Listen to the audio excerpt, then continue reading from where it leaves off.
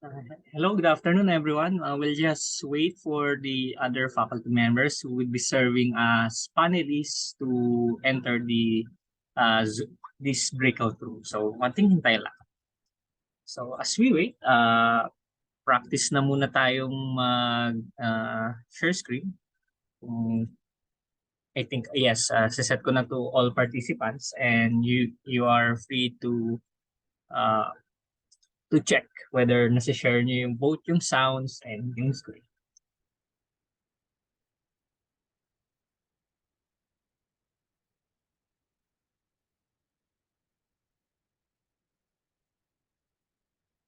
You still have 3 minutes pa naman before we formally start.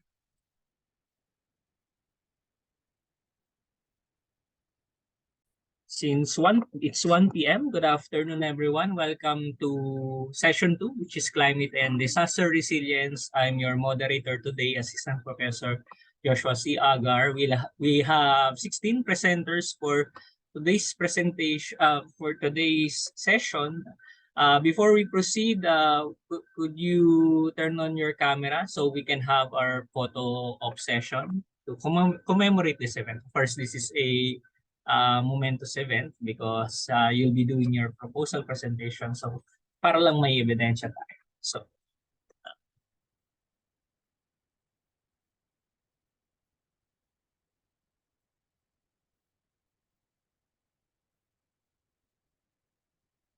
and acknowledging the presence of our faculty, si Dr. Bunuela and si Prof.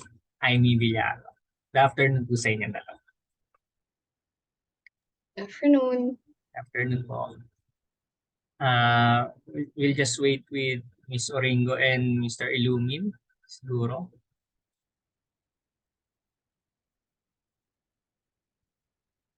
Okay.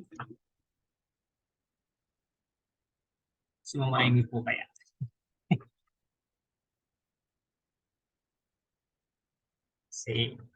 Sige,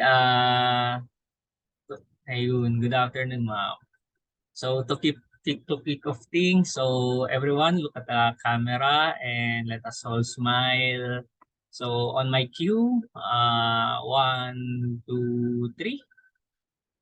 So that's all. That's the photo obsession. So hindi lang natin naramdaman yung flash. So pero nakuha na yung mga photos. So thank you for obliging.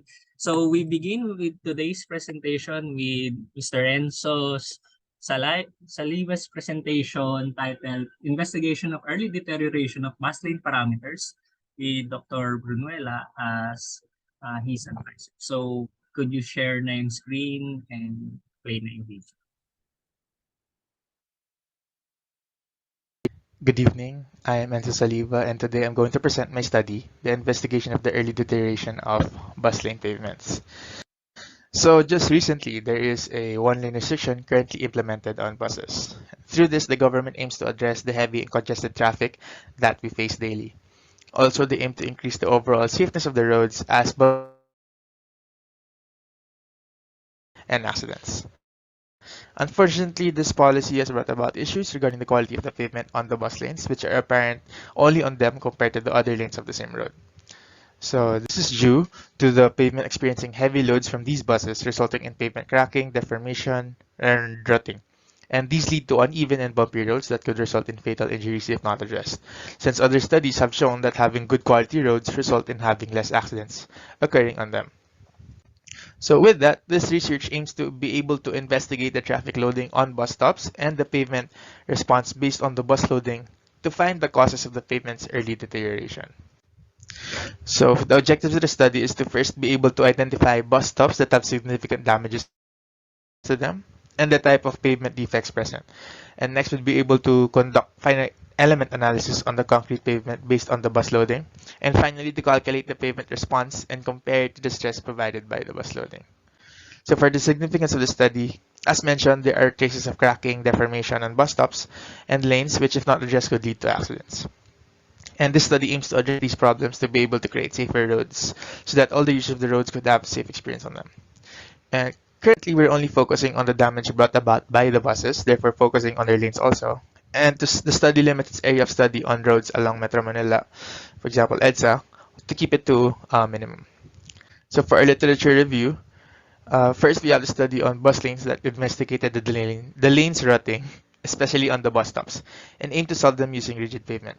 So they were able to create two different types of joint reinforced concretes, the high performance and high performance steel fiber reinforced concretes, both of which were able to pass the design requirements and on different design periods as well. And they attribute the steel fiber reinforced concrete's higher compressive and flexural strength, though, to the steel fibers embedded in the mixtures as seen in this figure.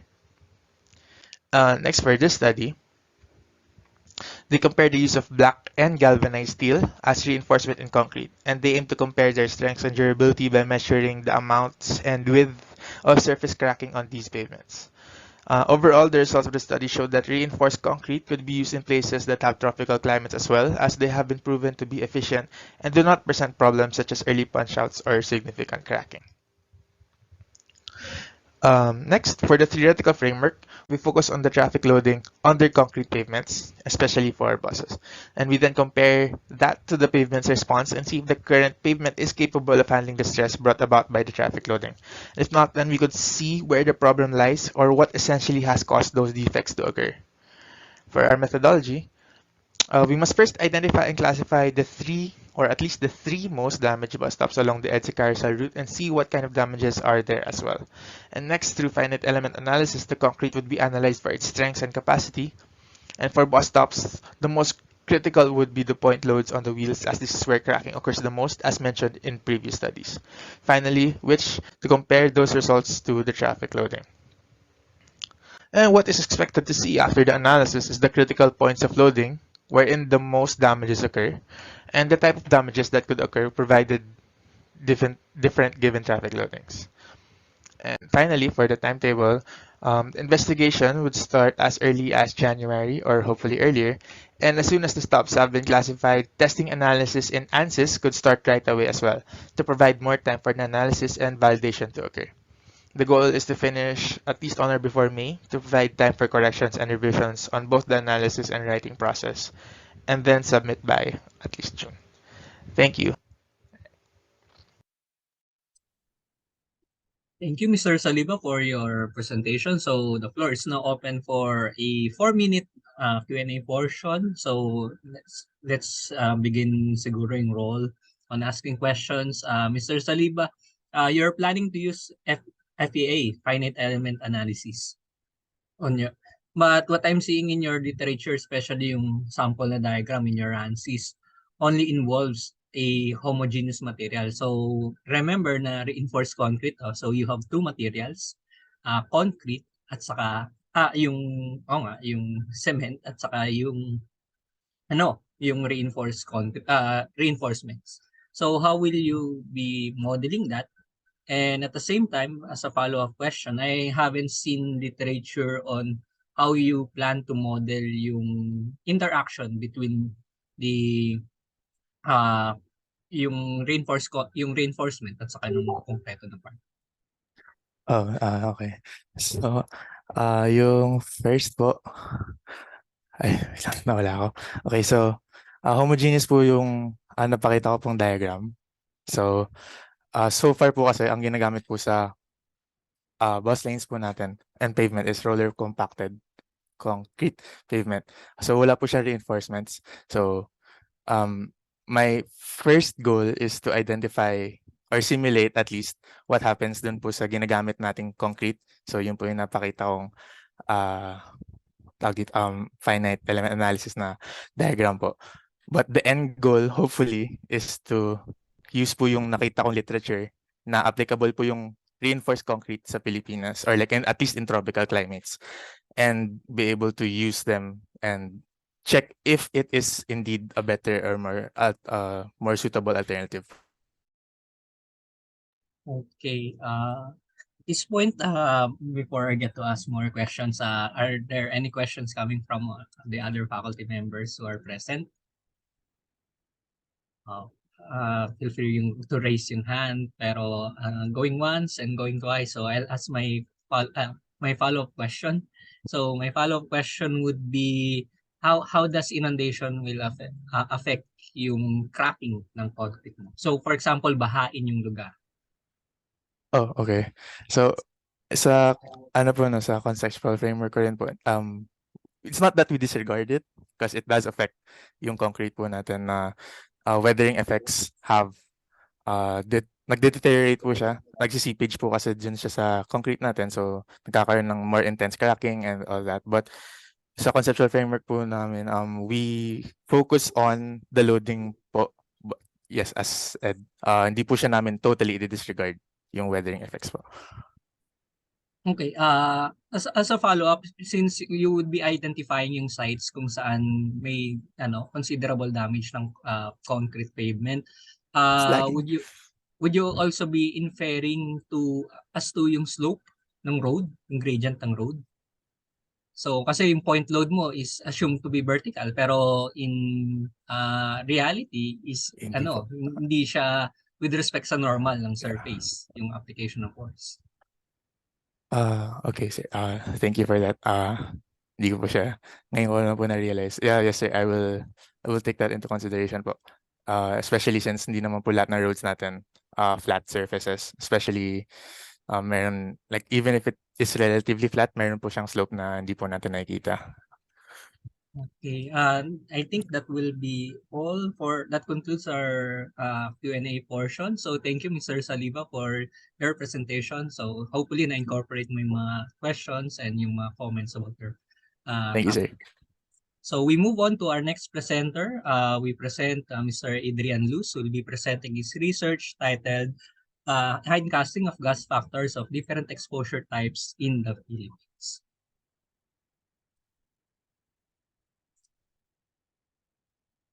Let me know po, sir, if may audio or wala. Sige, try playing na. I think wala ang audio.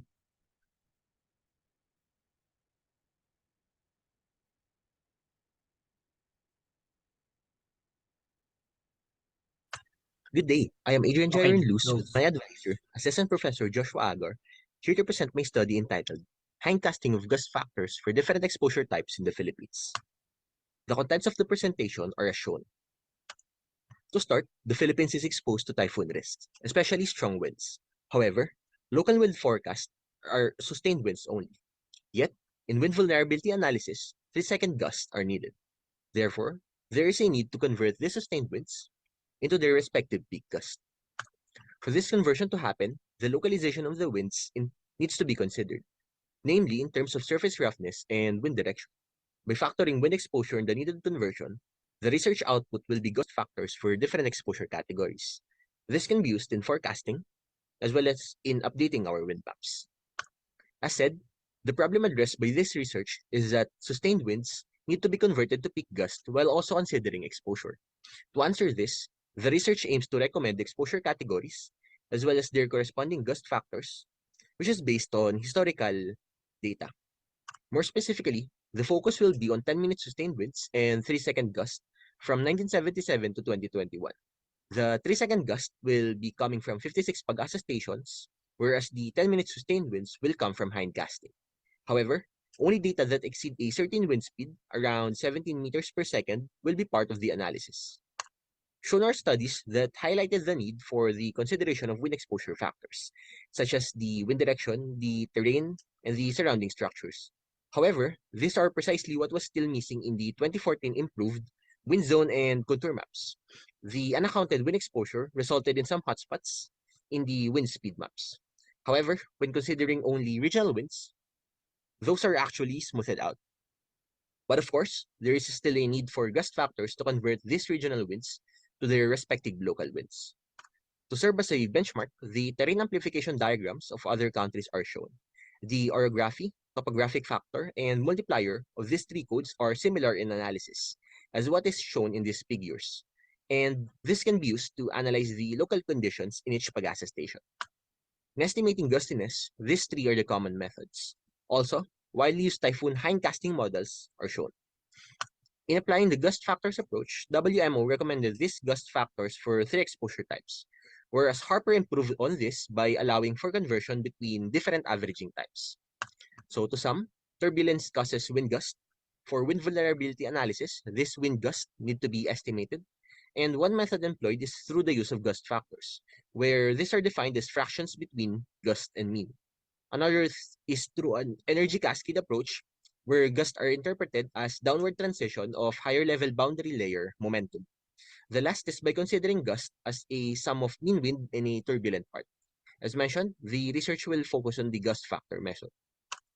Specifically, the research method is shown. Pag-asa station coordinates and elevations are determined, as well as the gradient around the station, which will be used to determine the topographic factor. Next, simulated 10-minute sustained winds are filtered to know the corresponding 3-second peak gust. The wind direction in this data will be used to calculate the wind directionality factor. After classifying the different stations using Wirringa and the NSCP categories, exposure categories, the wind directionality and topographic factor can now be factored out to get the flat surface 3-second gust wind speed. Using this in the simulated 10-minute sustained winds as inputs to Harper's formula, gust factors per exposure category can be calculated. Shown is Wirringa's and NSCP's exposure categories, which will both be used to classify each pag-asa station.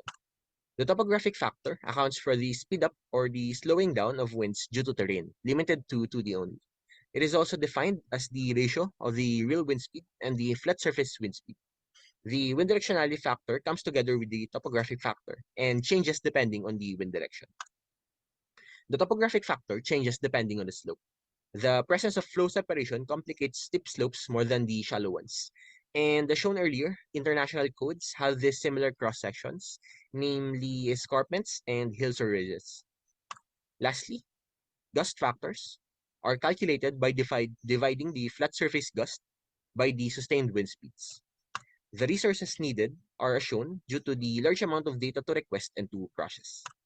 Shown is the research schedule, where it should be noted that the simulations and filtering are done, whereas the data request is still underway. With that, here's page 1 of my references, and here's page 2. Thank you.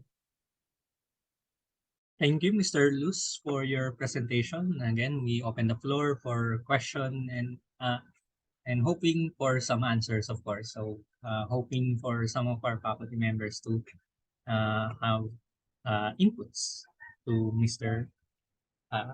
Luz's presentation.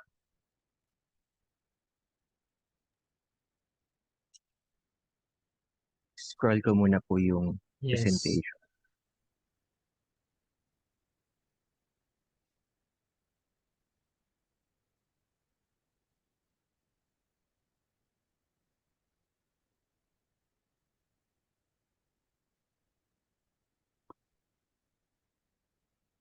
Ma'am Liz has a question. Ma'am Liz, yes.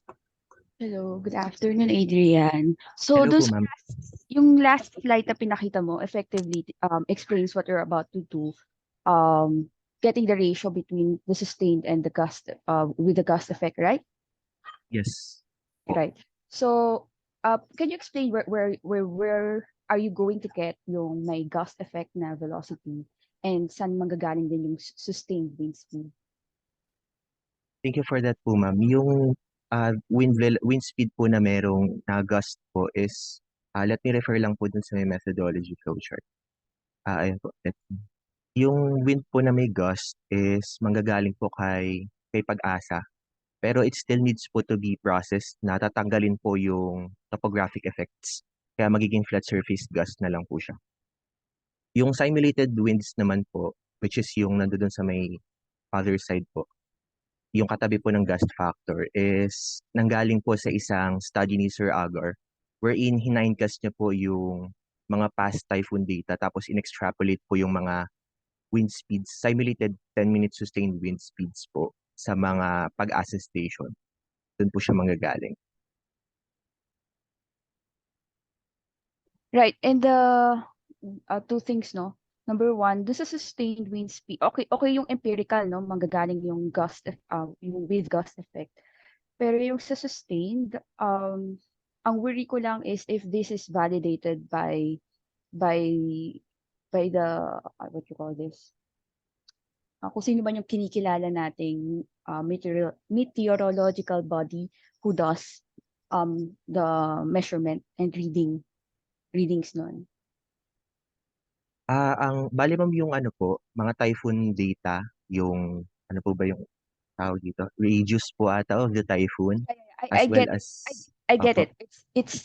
Nevertheless, yung input na yon maaaring nanggaling sa credible source, but it is Mm. still post-process. So, um, yun nga, someone can prove siguro na peer-reviewed.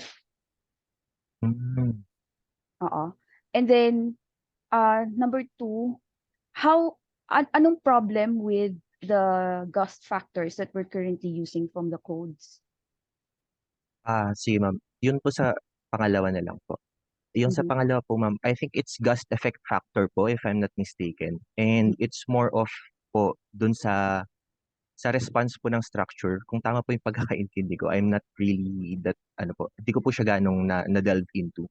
Pero parang it's more on the ano po ma'am, the response po of the structure to the winds po. Instead of the wind, instead of being a wind characteristic po ma'am, which is yun po yung tinutumbok ng gust factors po na gusto po natin sa study na to. Okay, if magkaibang gust effect factor yon, then saan magagamit itong gust factor na tinatry mong i-quantify? Ayun. Bale ma'am, for that naman po, it's to be used po in wind forecasting. Lalo na po if there is an incoming typhoon. As shown po dun sa, let me refer lang dun po. Ulit ma'am. Dun po sa intro, yung local wind forecast po kasi natin sa local areas is just maximum sustained winds. Hindi po Mhm. nito na-factor kung napapabilis po ba lalo yung winds dahil sa terrain of that area. Kaya basically po if Pag-asa can only give this, by using our gust factors, we can convert this po into localized peak gust, which is mas useful po sa wind vulnerability analysis. I see. Okay. Thank you. Thank you po ma'am. I think that concludes our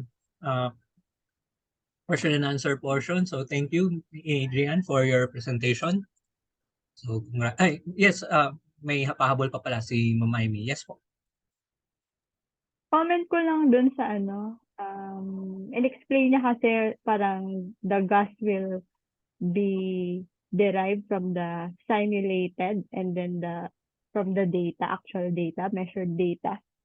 So, parang kasing based sa simulation yung 10-minute wind speed mo, tapos kino-compare mo siya with the actual data.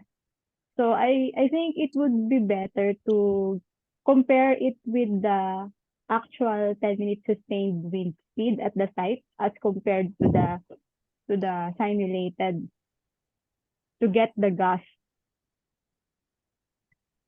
So that's just my comment.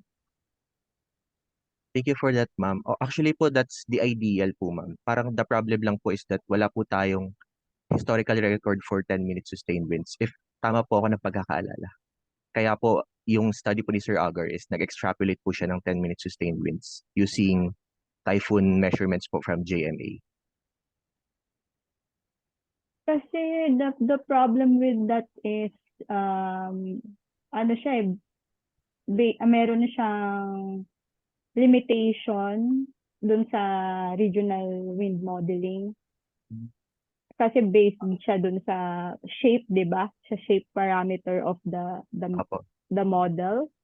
Yes. So, yung makukuha mong value at one point is hindi na nire-represent yung actual na nangyayari.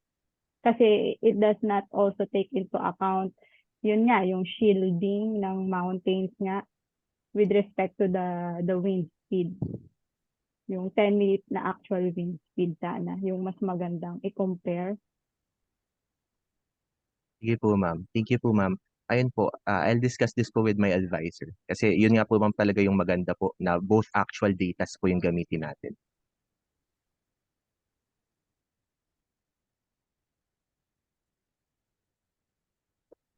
Okay na po. Yes. I guess usap na lang tayo mamaya, Adrian. So we move on to our next presenter. We have here Mr. Rejan Naga will be presenting his research titled Preliminary Assessment of the Effects of Sea Level Rise on Liquefaction Severity of Metro Manila Coastal Lowlands with Professor Anjo Victor as his advisor. So can you share yung slides, Mr. Naga? Yes po. Good afternoon po. I'll share my screen.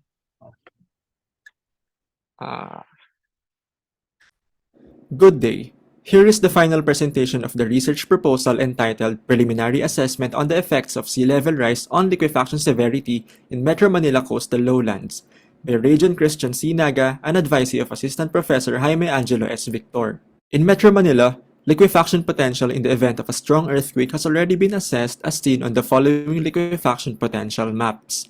Coastal areas have the highest potential for liquefaction due to shallow water table and deposits of loose sandy soils. This could be intensified by sea level rise, which the Manila Bay region is vulnerable to as shown in this projection. Hence, there is a need to establish a local baseline. The following are the objectives of the study. To project the groundwater level rise in the coastal lowlands based on SLR in the next 25, 50, and 100 years. To determine the changes in liquefaction severity in the coastal lowlands before and after the SLR-GLR projections. And to create a visual representation of the results using illustrative maps. The scope includes the following. Metro Manila coastal lowlands refer to the following areas that are next to Manila Bay. Geotechnical parameters to be used in determining LSI will be obtained from existing borehole data. The same goes for the projection of SLR, where existing trends will be used. Seismic activities will be kept constant at magnitude 7.2. Land subsidence and other factors that could affect surface and groundwater interaction will not be considered. For the conceptual framework, again, this study revolves around liquefaction severity or the degree by which liquefaction potential changes as one trigger is being varied. For liquefaction properties, these are divided into site conditions, materials, and trigger. Site conditions are further divided into three, of which only the following are considered: the topography of the lowlands and the soil properties which will be obtained from borehole data. The materials to be considered are mainly sand and silt, and the trigger includes water table rise due to sea level rise and seismic loading. The analysis to be done is a combination of probabilistic and deterministic approaches. These include factor of safety, liquefaction probability factor, and the liquefaction severity index. Finally, the study is of local scale only. For the related literature, first has something to do with surface water and groundwater interaction. Water may flow from surface water to aquifers and vice versa. Factors affecting this movement include natural recharge events and anthropogenic factors such as groundwater pumping rates. When water table lies below the surface water, water tends to flow through the aquifers, especially when these have a conducive hydraulic conductivity. Next are the links between sea level rise and liquefaction. SLR can influence groundwater in two ways: a decrease in the waterhead of groundwater to seawater, and an increase in the intensity of tidal action applicable to estuaries. As a result, groundwater runoff decreases, which ultimately leads to groundwater level rise. This saturates unsaturated soil, which increases the risk of liquefaction, such as what occurred in the simulation studies in the coastal areas of Acaba Eilat in Middle East and Christchurch, New Zealand, in which liquefaction potential increased as a result of SLR and GLR. Finally, the LSI, which is a result of the incorporation of a probability-based impact factor and the calibration of the liquefaction risk index. The classification to be used in the LSI maps are shown in this slide. Let's now proceed to the methodology. Beginning with data collection, the data of the study will mainly come from the following: borehole data to be screened using the following criteria, seismic activities to be characterized by the peak ground acceleration, SLR, in which three projections will be considered. Then, these are the main properties of the aquifers. Finally, shapefiles for generating the LSI maps. Moving on to the projection of sea level rise. This will be mainly done by linear and exponential interpolation for cases in the next 25, 50, and 100 years. For each time horizon, the maximum SLR will be selected. Next is the projection of the groundwater level rise. These are the main parameters to be considered, which will be used to model the current groundwater levels using ModFlow. From here, changes in the immediate surface water level will be incorporated using the transient mode of ModFlow. From here, the succeeding steps will be done for each GLR scenario. The rise in water table will be applied to each borehole, starting with the factor of safety against liquefaction. For each borehole, these are the main parameters that will be considered, the first three of which will be used in computing the vertical stresses. Together with the following seismic parameters, the other two will be used in computing the following intermediate values. These will be used to determine the cyclic ratios, and finally, the factor of safety for every 1.5 meter incremental depth. For the probability of liquefaction, a similar iterative computation will be performed, which is based on a criteria developed from two empirical studies. Then we have the liquefaction severity index. The following steps apply for each borehole, which consists of a weighting factor W that enhances or decreases LSI. The LSI is then obtained for every 1.5 meter incremental depth, summed up, and the map will be generated using the shapefile and the LSI classification through ArcGIS. And finally, results will be compared and analyzed. Here is a summary of the expected output, which are the liquefaction severity maps at present and for SLR scenarios in the next 25, 50, and 100 years. Here is the proposed work schedule and the references. Thank you for listening. Thank you, Mr. Naga, for that presentation. We now open the floor again for questions coming in from our faculty members. Yes, Ma'am Jola. Thank you, Rajan, for the presentation. No, regarding your data collection, how do you plan to collect yung borehole data, considering your area is medyo malaki, no, Metro Manila Coastal Lowlands? Yes po, ma'am. Bali, yung chosen sites ko po consist of 3 cities, yung Manila, Parañaque, and yung isa. But I plan to request muna from the Electronic Freedom of Information portal. Tapos, based on the response, I'll check if masasatisfy ba yung criteria na nilagay ko kanina sa methodology. Tapos, if hindi pa siya complete, I'll consider requesting personally from local DPWH offices. Yun po yung for borehole data. Tapos, sige po. Yeah, I'm just wondering if instead of FOI, directly ka na mag-request ng data sa mga agencies, baka mas mabilis yun, or your advisor might suggest another method of collecting data because it might take a while. Yes po. Okay, yun Opo. lang naman yung concern ko sa borehole. Okay. Thank you po. Sir Julius has a question also. Yes, Sir Julius. Hi, I was just wondering dun sa part where you talked about sea level rise. Yes po. Why do you consider using the maximum? How many models do you have? How many models do you have, and why do you considering the maximum or using the maximum? Apo. Wait. Initially po, I only considered adapting itong local projection by Kahana et al. But upon the development of the proposal, I concluded that it would be more conservative if I also consider other projections such as yung global and yung other local case. Tapos, ayun po, from there, saselect yung maximum projection, mainly for being conservative lang po sa analysis. Yeah, but I think those models have their own assumptions, and I think that using the maximum, and have you considered the assumptions by those models? And I think the best way is to just select one model and stick to it instead of just considering many and then just using maximum. You might be overly conservative.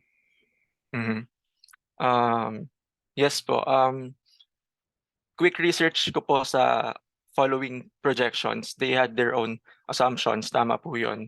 But with regards to selecting one projection only, I'll discuss with my advisor. But yeah, na-consider naman po siya sa simula. Maybe it's better nga to go back. Yeah, thank you. Thank you po. I think that concludes our Q&A portion for Mr. Naga's presentation. So thank you, Rajan, for your presentation. We move on to Our next presenter, so we have two presenters here, calling on Ms. Eliza Talavera and Ms. Lorraine Dalida, will be presenting their research titled Characteristic and Analysis of Riverine Macroplastics Accumulation along Tullahan River across land uses.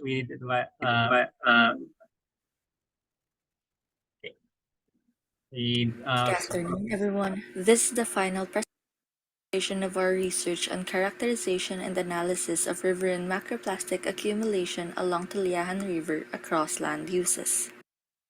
Being surrounded by bodies of water, the marine ecosystem is of great importance to the country. However, the Philippines has been considered as one of the world's main contributors to global marine plastic pollution. Several model estimates have also reflected the alarming state of waste mismanagement and riverine plastic pollution in the country. This includes the Tullahan River. Despite this, field data remains scarce, and model estimates may therefore be inaccurate. In the Philippines, there are almost no studies relating land use and riverine macroplastic waste accumulation. Liro et al. Establishes the idea that land use may directly influence riverine macroplastic accumulation. This study may therefore contribute to the field data and serve as a vital tool in developing appropriate plastic regulation policies and effective solid waste management implementation. The objectives of the study include the calculation of plastic flux, characterization of the samples, determination of the sample's composition and distribution, and relating macroplastic accumulation to land use. Suspended macroplastic waste in the water column and sediments will not be collected. The size of macroplastic was adopted from the definition of Liro et al. One upstream, one midstream, and one downstream point from the whole study area are also included to calculate the macroplastic flux but not per land use, due to the requirements of the visual counting method. Sampling will only be done along the 1.9 km stretch of Tullahan River along the barangays of Nagaisang Nayon and San Bartolome in Quezon City. Sampling stations will be determined by ease of access. Here is our study area in relation to the whole Tullahan River stretch. More than 50,000 people reside in both barangays of Nagaisang Nayon and San Bartolome. Here is the study's conceptual framework. Generally, land use influences waste generation. Waste disposal follows, and mismanaged solid waste accumulate in most urban rivers. These act as transport pathways for land-based plastic waste to reach the ocean. Studies suggest positive relationship between flow velocity and plastic flux, which in turn is related to plastic waste accumulation. Macroplastics are among the waste accumulated in the rivers. These have different sizes, sources, or previous use, and polymer makeup. The table shows the list of references that helped us to reinforce the background of our study. The following studies are about the transport of macroplastics to the water system. The list presents the studies that relate land use to plastic accumulation. The references shown helped us to develop our methodology. The last two studies discuss plastic pollution in freshwater systems. This figure visualizes the overall flow of the methodology. Accessibility will be the main consideration in choosing sampling stations along river banks. The figure on the right shows the tentative location of sampling stations determined through satellite maps. Ocular inspection is still to be done to determine final station locations. Flow velocity will be obtained by determining the time it takes for a floating object to traverse a predetermined length. 3 trials are to be done to get the average. Visual counting method is to be used to calculate the macroplastic flux. Here, observations are to be done from bridge segments, and amount of macroplastic liters passing through the segment will be counted for a specific amount of time. Macro waste are to be collected and quadrants laid every 5 to 10 meters on each riverbank station. This is done to obtain a value in piece per square meter. Collected samples are to be characterized and segregated on site. Macro-waste characterization will be done by segregating them into their categories first. These categories are established by cross-referencing the WACS manual and NOAA classification. Then, the weight of each category is recorded. After that, the plastic waste component of the sample is isolated and categorized. The weight and by-piece quantity of each category are also determined. This is obtained from the WACS manual to establish the categories of solid waste in the Philippines. Additionally, international guidelines by NOAA are also considered. Frequency distribution will be used to determine the composition of the sample and the frequently occurring type of plastic waste. Following the analysis of Pietz et al., Kruskal-Wallis test will be used to assess the correlation between land use and microplastic accumulation, and Shapiro-Wilk test checks the normality of the distribution. A p-value greater than 0.05 suggests that the null hypothesis is true, otherwise it is rejected. The figure displays our tentative schedule of CE199 implementation next SEM. These are the materials necessary for our study, and this table estimates our supplies and travel costs. Lastly, these are our references. That's all. Thank you for listening. Thank you, Miss Talavera and Miss Dalida, for your presentation. I think the floor is now open again for questions coming from our faculty members. So let me begin by asking, na-mention nga yung locations and yung specific measurements. Ang question ko is, how long are you planning to conduct measurements? So halimbawa, within a day ba? Whole day nyo bang i-monitor yung 7 stations simultaneously, or parang pa isa-isa lang, then you'll be assuming na parang same siya, parang regardless of what day you plan to make your survey? Yung plan po namin, sir, thank you po pala sa question. Yung plan po namin is for the 1 day po dun sa all sites po, 1 day siya. Pero tapos parang ang assumption po namin is yung time na na-measure po namin siya, parang representative po siya nung buong sa section. Kasi, for example po sa visual counting method, kasi parang per section po kasi siya kung i-measure nyo yung sa per bridge section. So, bale po, parang yung pag measure namin yung bridge section, parang at most 30 minutes po yung pag-measure per section. So, siguro sa isang bridge, siguro tatagal po kami ng 1 hour, ganun. Tapos, ang assumption po is yun nga po, yung pag-measure namin na time na yun is representative siya for the whole stretch po nung sa river na yun. Okay, so think hintay muna tayo ng questions from the other faculty. Yes, Ma'am Amy. Hello. Yung tanong ko lang is, yung nasa title kasi merong across land uses dun sa dulo ng title. So, hindi masyadong na-explain kung saan papasok yung land uses dun sa analysis. So, can you explain further? Balak po namin kasi yung sampling points po namin, nakadepend po siya sa land use types po. Parang yung sampling points po namin, sinelect po namin na yung parang malapit na land use type niya is agricultural or commercial, iba-iba po. So yun po yung parang meaning po namin by across land uses. Dun sa Tulyahan River, tiningnan nyo na ba if there are different land uses in the area? Bale po, yung nagpili po kami ng mga tentative sites, gumamit po kami yung sa Google Maps po, ng satellite maps. Tapos tinignan po namin yung mga parang adjacent structures doon, pati yung mga ganun po. Tapos pero, plan po namin na mag-acquire din po talaga ng land use map sa LGU through EFOI po, or magre-request po kami sa office po nung land use and planning po sa QC. Okay, thank you. Thank you po, ma'am. Thank you.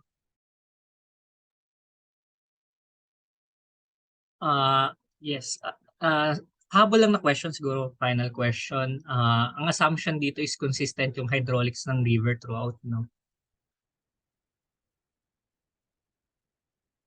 You're on mute, Ms. Dali. Yes, bali po parang yung pag-measure po namin through float method yung flow velocity, ang assumption po is constant po siya throughout sa river. And anong portion ng Tulyahan River? Nasa Valenzuela area na ba yun? Or Sa QC po. QC, okay. So malayo. Opo. So, okay na ako sa part ko. And I think that also concludes our question and answer portion for Ms. Talavera and Ms. Dalida. So, congratulations and thank you for presenting. We move on to our next presenter. So, balik tayo sa isang presenter. We present Dave Ivan Cope, who will be presenting his research titled Flood Inundation Modeling and Mapping of Bagbag River in Calumpit, Bulacan using HECRAS and GIS with advisors Dr. Eugene Herrera. So take it away, Dave. Good day. I am Dave Ivan Cope. My CE190 research proposal is entitled Flood Inundation Modeling and Mapping of Bagbag River in Calumpit, Bulacan using HECRAS and GIS. The study is under the supervision of Dr. Eugene C. Herrera. This presentation covers the following sections shown in the slide. Calumpit, Bulacan acts as a perennial catchment area of backfloods coming from Pampanga and Nueva Ecija, making it one of the most flood-prone municipalities in the Pampanga River Basin. The town experienced the worst flooding in 40 years during Typhoon Pedring in 2011. Located in the town is Bagbag River, which serves as a connecting channel of the Pampanga and Angat rivers. The river lies near fish ponds, farmlands, and the villages of Sapangbayan, Gatbuka, Santo Niño, and Canyogan, which were submerged in at most 4 to 8 feet of water during the onslaught of Typhoon Ulysses in 2020. In order to answer the research questions, a 2D unstudied flow analysis of Bagbag River will be performed using the integration of numerical modeling software and GIS tools. Specifically, this research aims to produce flood hazard maps for 4- and 5-year flood events using HECRAS Mapper and to assess which among dredging, flood wall installation, or a combination of both is the most appropriate flood damage mitigation alternative for the river. The identification of hazards in a locale plays an important role in mitigating the impacts of typhoons. For this reason, the study is most beneficial to the Calumpit residents in understanding the flow patterns of the river, and the Calumpit LGU and MDRRMO in managing emergency preparedness plans for communities situated within the flood hazard zones. Bagbag River will be modeled using HECRAS version 5.0.7. The inundation mapping and flood management plan will only focus on the barangays at the floodplains of the river. The input parameters to be requested from the PRFFWC and the Calumpit MDRRMO shall be within 2009 to 2020, which is a total of 11-year datasets. Note that 3 times the number of data years is needed to compute for a reliable return period frequency data. Thus, 4- and 5-year flood events will be considered for the study.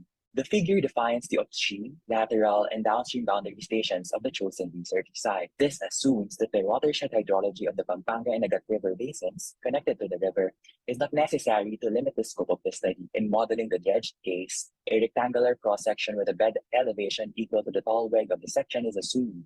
Furthermore, flood walls will be modeled by identifying the most strategic location and elevation to prevent overbank inundation. The figure presents the important web of concepts for this research study. The success of a river modeling primarily depends on the accuracy of available temporal and spatial data sets. The temporal data at the river boundary stations serve as the input parameters, while the spatial data sets depict the river geometry and features of the floodplains. A calibration or validation point determines whether the model is a representative of the natural river flow. Different return periods are also used in generating the flood inundation maps at the research site. The DREAM research program was conducted to produce updated and detailed national elevation dataset for hazard mapping in the Philippines. Aerial surveys were done to collect LiDAR data and images of major river basins, including the PRB. A study by Ongdas et al. Simulated different flood scenarios on the Yeser River in Kazakhstan and obtained inundation maps for 10, 20, and 100-year flood events in the river using 2D HECRAS version 5.0.7. This will serve as the primary basis for the methodology of the study. There are also other studies conducted by Aslam and Nasminto and Santillan et al., which performed 2D hydraulic modeling using HECRAS 5.0 to generate the flood characteristics in the area of study. The methodological flowchart of this research consists of 4 major stages, namely the data gathering, data input and processing, model calibration and execution, and generation of outputs. The processing of data requires delineating the center line, bank lines, flow path lines, and cross-sections of the river. During the model execution, the stage results from the calibration validation point will be compared to the actual water level data. Once the results are significantly different from the historical data, the roughness coefficients will be reassigned based on the extensive compilation of N values for streams and floodplains cited in the USACE manual. The validated data will then be used to simulate the 4 and 5-year flood events to generate the flood hazard maps.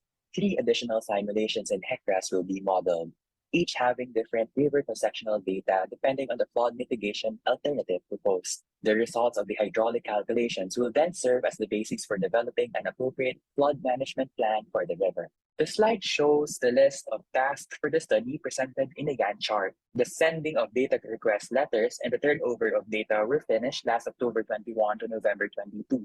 Tutorials on the usage of HECRAS 2D and RAS Mapper were already gathered last week.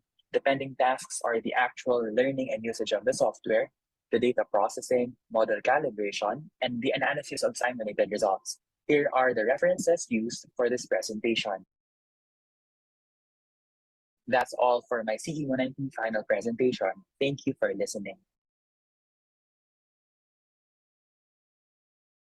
Thank you, Mr. Kope, for your presentation. So again, the floor is now open for questions coming in from our faculty members. So siguro habang naghihintay tayo, let me ask, merong river bathymetry na data?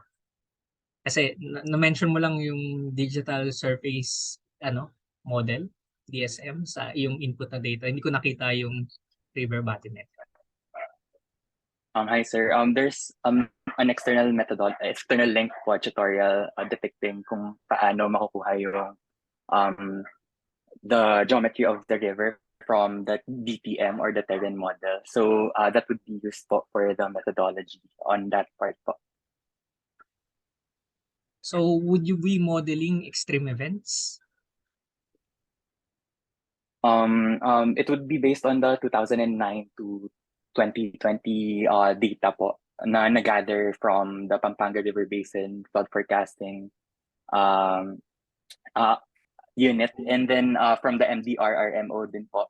And then yung consideration po for the flood return periods, upon asking my advisor po, yung final years would be 4 and 5-year flood events, since there's a reliability requirement po akong nakita wherein kailangan 3 times yung number nung available, 3 times the N-year return period yung dapat na merong available data. So in our case po 11 lang. So medyo mababa po yung year event na pwedeng maging output po nung study.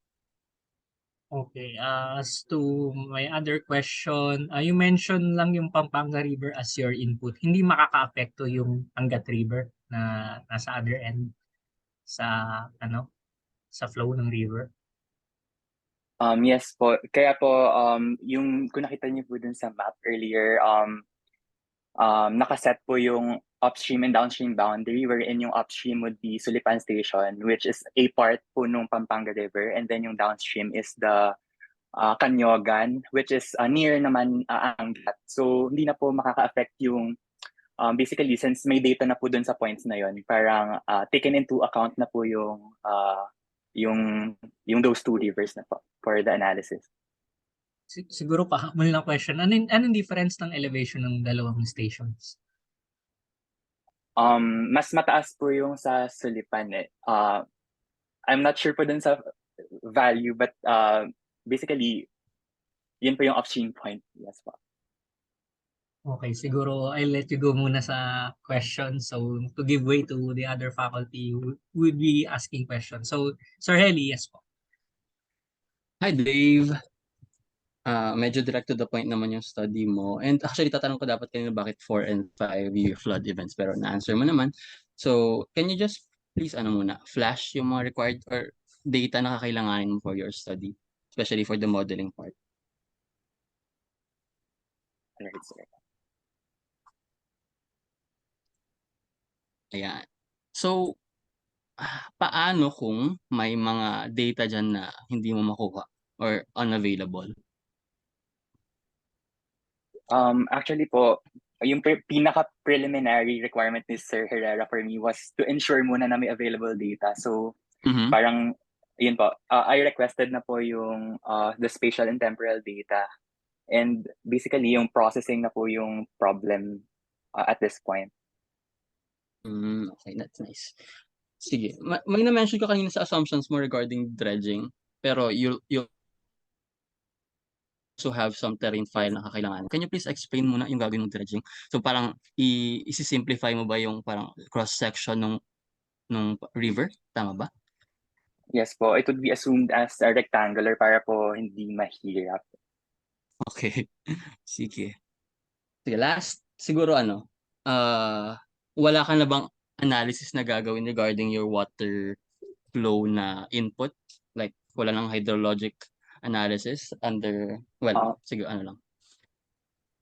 Well, dito? may statistical analysis po for the flood return periods. Pero, ayun po, basically, yun na lang po yung left for that part po. Okay, kasi some other studies, parang nag-HEC HMS pa as input to your HEC harass, tama. So sige, meron ka naman palang analysis na gagawin din. Okay. Thank you, Dave. Thank you, Yes sir. po, Ma'am Amy. More on comment lang ako, no? Congratulations on a very comprehensive presentation. Comment ko lang since yung end output mo would be parang mitigation na parang maglalagay ka doon ng dredging or parang flood wall, di ba? And then you will analyze that based on the 4 to 5 year return period. And usually the design of those mitigating measures are around 25-year to 50-year return period na discharge. So yun lang yung comment ko. Parang yung magiging result mo would be maliit yung based sa maliit na discharge, no, as compared dun sa usual na design discharge of 25-year na return period. Yes, ma'am. So I'll discuss that with my advisor po siguro. And thank you po sa comment po. I think that concludes our question and answer portion. So thank you, Mr. Kope, for your presentation. So congratulations again. We move to our next presenter. So forgive me kung mali ang pagkakapronounce ng name mo. So si Aliyah Jane Pokuis will be presenting her research titled A Comparative Study of Hydrodynamic Equations Used in HEC-RAS Diffusion. Basically diffusion wave equation versus shallow water wave equations with Advisor Sir Richmart Paku. So take it away. Yeah. Good afternoon, everyone. I am Aliyah Jane Pokis, and I will be presenting my research proposal titled A Comparative Study of Hydrodynamic Equations Used in HEC-RAS Diffusion Wave Equation versus Shallow Water Equations. HEC-RAS is a widely used tool by hydraulic engineers to model flood events. The latest version of HEC-RAS has a new equation available to use. However, since its release last September, there has not been much study done regarding the comparison of the available equation sets in HEC-RAS in terms of their applicability on certain situations. This research aims to compare the available equations in HEC-RAS. Specifically, this research aims to analyze and compile the results of current literature, to perform hydraulic modeling in HEC-RAS, and to categorize the strengths and weaknesses of each equation.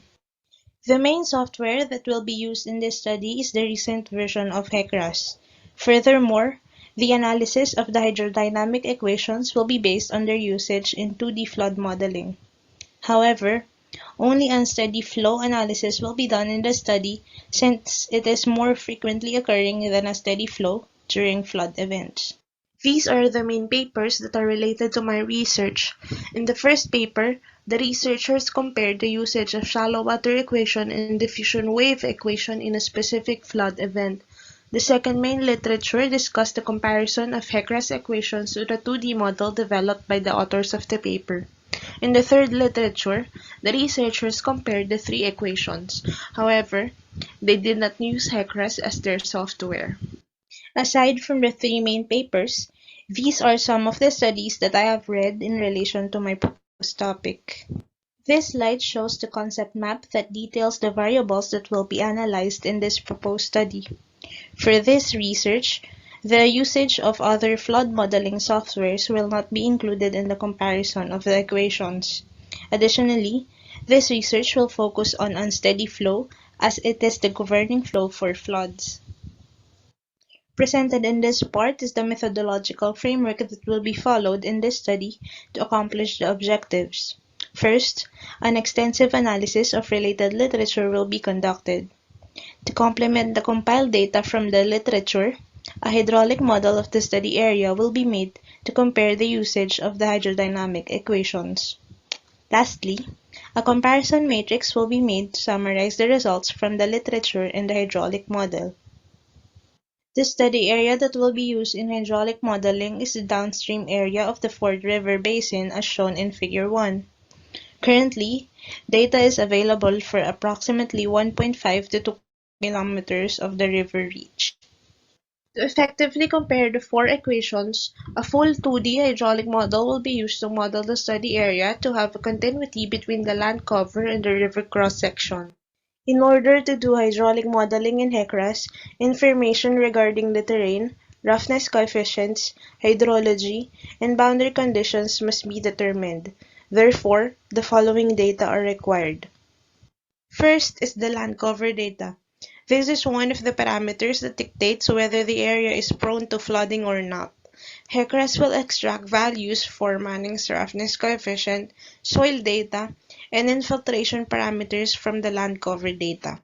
To represent the topography and bathymetry of the study area, a digital elevation model will be used in this study. HECRAS allows the use of a DEM to represent the bare earth ground surface. An unsteady flow model thus, hydrographs and flow routing is needed to establish the upstream and downstream boundary conditions. From Figure 1, the downstream end of the river is directly connected to the sea. Thus, tidal hydrograph data is required to incorporate the tide conditions in the modeling. These are the descriptive parameters that will be gathered and compared from the existing related literatures. Note that these are only initial parameters. These may be updated as the research progresses. Shown in this slide is another set of parameters that will be gathered that is related to the result of hydraulic modeling. The main output of this research is the comparison matrix that will be developed from the compiled literature and the hydraulic model. The secondary output is the hydraulic model of Ford River. This is the sample format of the comparison matrix. This matrix can be further extended depending on the number of references gathered. The slide shows the research activities. Highlighted in light blue cells are the activities that are finished as of today. Highlighted in dark blue cells are the remaining activities for CE190 and the future tasks for CE199. Here are the references used in this presentation. That ends my presentation. Thank you for your attention. Thank you, Aliyah, for your presentation. And I guess the floor is now open for questions, again, coming from our faculty. So, to begin, so comparison ng actual compared to the two models na gusto mo i-compare. Sir, hindi po ganun. Ano po, Sige. bali magko-collect ako ng literatures and then kukunin ko yung mga result ng simulation nila and then i-compile ko yun.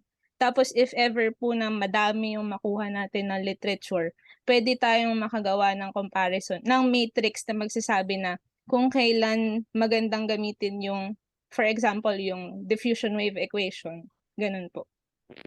So, yung dinisplay mo na river, which is yung Saragay, Camarines Sur, ay may literature on that? Wala po, pero may available data. Tas yun po yung gagawan ko ng hydraulic model. Okay. So, you have your data gathering, tapos meron ka pa rin comparative analysis. So, ano yung magiging point of convergence nung dalawang ano? Ang mag-combine po sa kanilang dalawa yung buong comparison matrix na po. Bali, pwedeng magkasama sa comparison matrix yung Ford River and then yung mga na-collect natin from literature. Pero yung makukollect mo from literature is from other, di ba? Rivers. Opo. Ang ino-note po natin dun sa other literatures ay yung physical characteristics ng river. For example, how long, and then yung kung ano yung sinasimulate nila na event.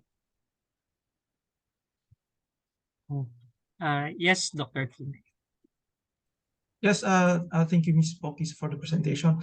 I just want to know, can you give maybe a simple explanation of the difference between the two equations, the diffusion equation and the shallow water equation? Sir, yung shallow water equation po is more may momentum equation. Simplified version po siya ng momentum equation. Tapos yung diffusion wave equation is may ibang terms po siya na hindi sinasama sa analysis. For example is yung acceleration terms, gravity. Yun po. Okay.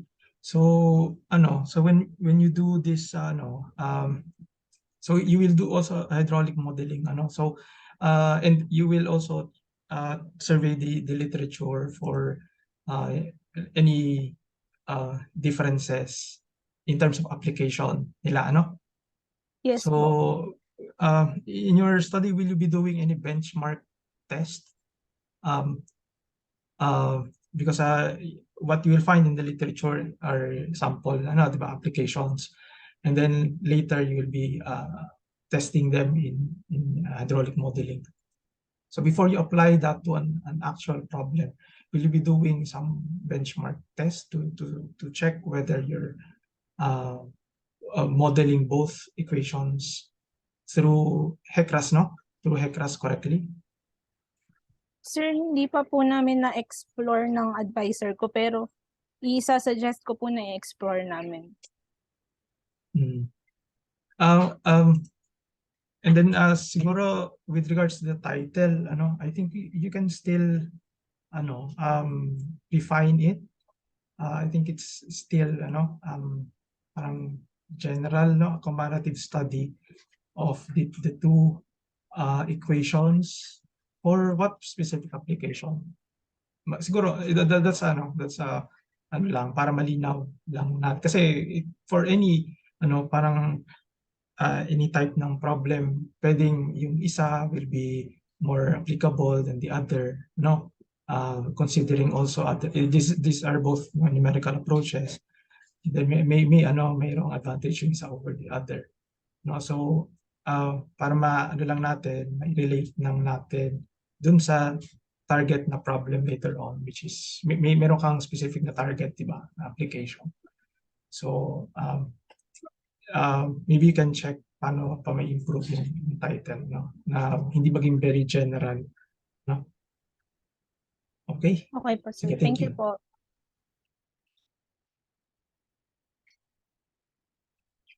I think that concludes the question and answer portion. So thank you, Aliyah, for your presentation, and congratulations and good luck sa CE199. So looking forward sa mga sessions.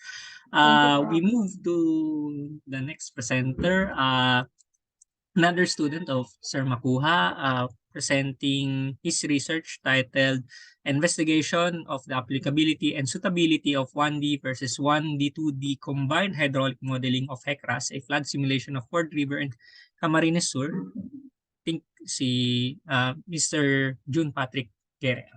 So take it out.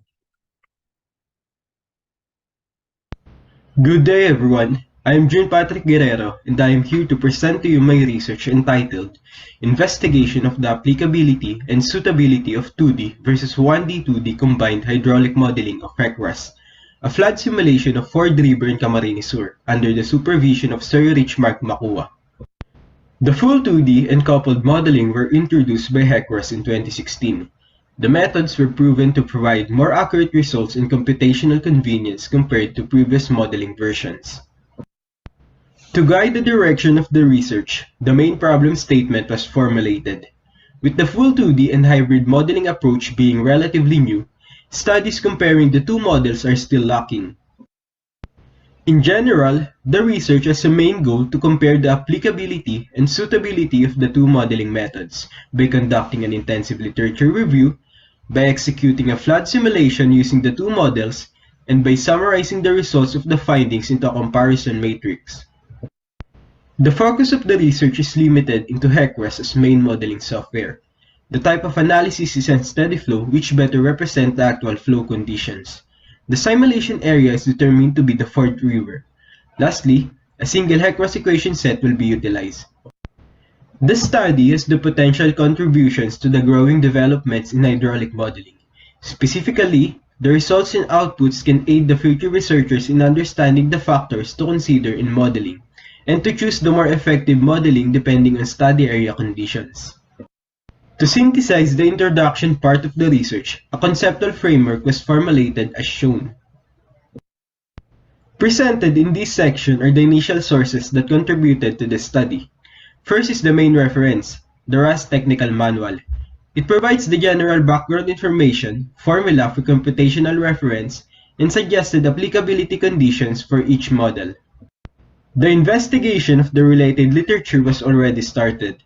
The case study conducted in South Korea simulating a flood event using the HEC-RAS hybrid approach provides pieces of useful information when it comes to the software's capability in modeling inundation events. Summarized in this part are the other essential inundation mapping studies investigated from countries including India, Kazakhstan, and California. To have a systematic plan of conducting the research, the methodological framework was first formulated.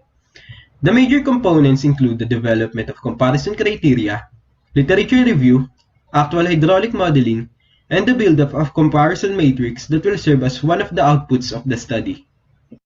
The investigation will start in setting and formulating the points of comparison between the two models. Initially, identifying the factors to consider will use the RAS Technical Manual, and will be widened as the literature review progresses. The initial parameters include the nature and path of flow, hydraulic characteristics of the system and floodplains, and the computational time. The phase of literature review will initially start by understanding the RAS Technical Manual. The investigation on the hydraulic and technical requirements, applicability, and modeling techniques will further be widened in reviewing the related studies.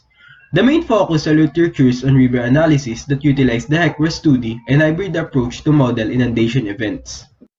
A simulation of historical event will be the focus of hydraulic modeling. The study reach in Ford River was estimated to be 1.5 to 2 kilometers.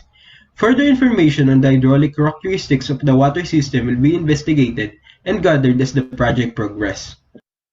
The general data requirements to carry out the hydraulic modeling were obtained from RAS Manual. The digital elevation model will be developed from the LIDAR data for the topographic and bathymetric features of the study area. A tidal data is available in the form of hydrographs as the downstream end of the river leads to the sea. Flow data can also be obtained from the projects in the study area, including stage, flow, and rating curve. The land cover data is important for the roughness coefficients and will be obtained from NARMRIA. To model the one-dimensional behavior of river flow, the cross-sectional data will be obtained. A 2D computational mesh will be developed in HEC-RAS to facilitate the areas for two-dimensional flows. Lastly, map layers in the form of raster and vector files from GIS is needed to show the extent of inundation. The results of the research will be reported through the following outputs. The first one is the hydraulic models in the form of hydrographs, rating curves, inundation extent, and hydraulic property tables and plots. The literature review will be the main phase of data gathering. The findings from related studies on parameters included in the comparison criteria will be summarized in tabular form. The tentative compilation format is also shown. A comparison matrix will also be developed. It will serve as the integration of the research on which the findings from the literature review and the hydraulic modeling will be collated. The tentative format for the comparison matrix was also formulated. The management of workload is important in this research. With this, a timetable containing the scheduling of milestones was prepared. Here are the references used to write the contents of this study. Again, I am June Patrick Guerrero, and thank you for listening to my presentation. Thank you, Mr. Guerrero, for your presentation. Could you share yung slides mo? So, if there's questions coming in from our faculty as we open the Q&A portion ay tungkol doon. So, pwedeng direct agad through. So, I'll begin with a question about the title. So, what do you mean by applicability and suitability? Good afternoon po, sir. About sa title po, binanggit ko po yung applicability and suitability.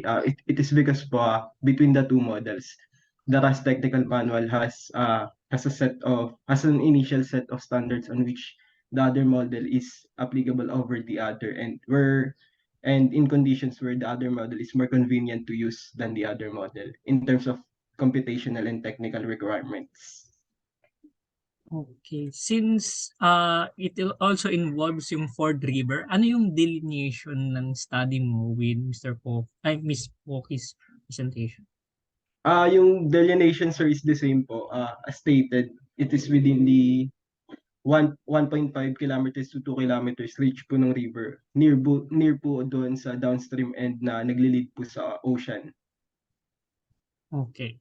And I think okay na ako sa so we anticipate some questions from our other faculty members who are present.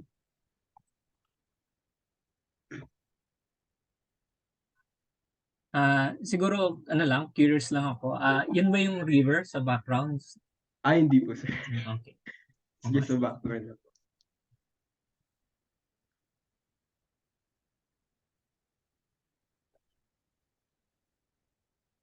Okay, to help lang siguro yung faculty and our participants to check, could you shift through dun sa slides mo?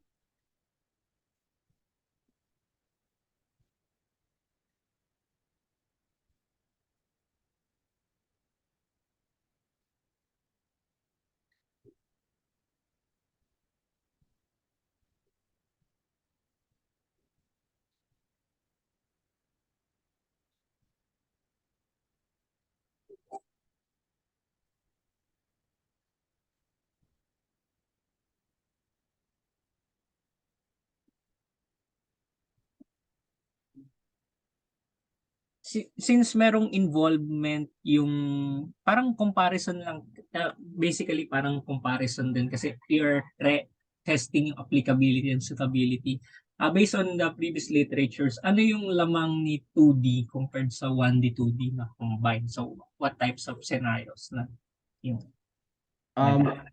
Since nag-start na po, sir, mag-literature review from the stated RRL, the main difference po is that 2D is more applicable when the purpose of your design is to detail a structure in which high return periods po yung i-design for accuracy po, because when you're modeling in 2D, you are making a full computational mesh of the study area, while in 1D, 2D, may advantage po siya in terms of computational and technical requirements on which pwede niya po ma-design yung shorter terms po ng duration. For example, a rainfall event na short lang po yung duration, mas applicable po yung 1D, 2D.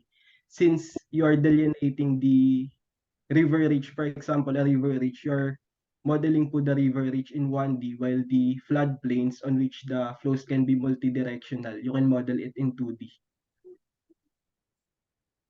Okay. Think wala nang ayun. Yes, Ma'am Amy. Sige, you are correct, no? Mahalaga yung 2D in extreme events.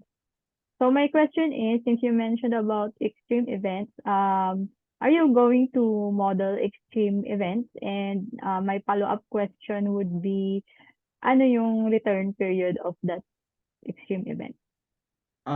For the modeling po, ma'am, as planned po with my advisor, we'll model po a historical event, but a specific historical rainfall event po hindi pa po namin na-determine, and we will follow up on this po with my advisor. So how will you get the discharge at the upstream? All the flow data po, ma'am, has as the available data from the study area since meron pong past projects na nakandak po sa study area. Have you checked if the extreme event has been recorded during that time of the project? None pa po, not yet pa po, ma'am. Okay.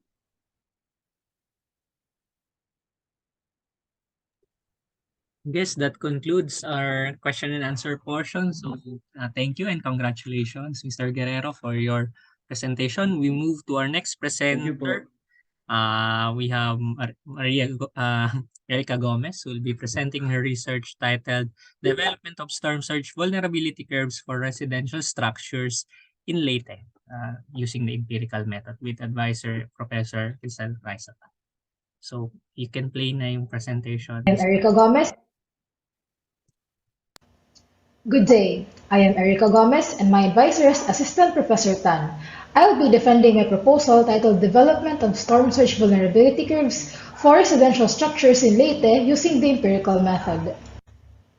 A quick search of Typhoon Yolanda in 2013 puts the coastal towns of Leyte in the spotlight. This province was hit by a storm surge in which back then Leyteños confused this with a tsunami. The combined hydrostatic force from the water depth and the hydrodynamic force from the flowing water are what brings damage to our houses. While this cause and effect might seem obvious, as engineers, we want to quantify this relationship through vulnerability curves. In order to deeply study storm surge impacts, we must be able to properly represent the parameters of the hazard that cause damage. Unfortunately, storm surges and the vulnerability of our houses are less studied compared to other typhoon hazards in the country. While we can model scenarios and do simulations, how can these be validated? That is, through actual field data, which is what empirical studies are all about. So my question is, what then is the relationship between storm surge intensity and the amount of damage to structures in Leyte? My thesis aims to develop vulnerability curves from the inundation depth, flow velocity, and the damage to residential structures using empirical methods. Therefore, it is expected that I will produce inundation depth versus damage and velocity versus damage vulnerability curves.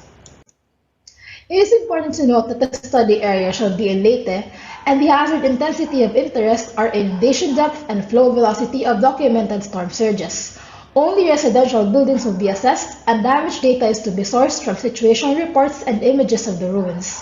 The building typologies of the houses will also be determined in the process of acquiring data from the study area. My proposal is inclined towards risk assessment. The journals and literature that I have read reveal a lot of information that may or may not be entirely relevant to the study, as shown in this conceptual map. The important elements in the red path are those that include storm surges, residential structures, collection of empirical data, and processing these for the development of vulnerability curves.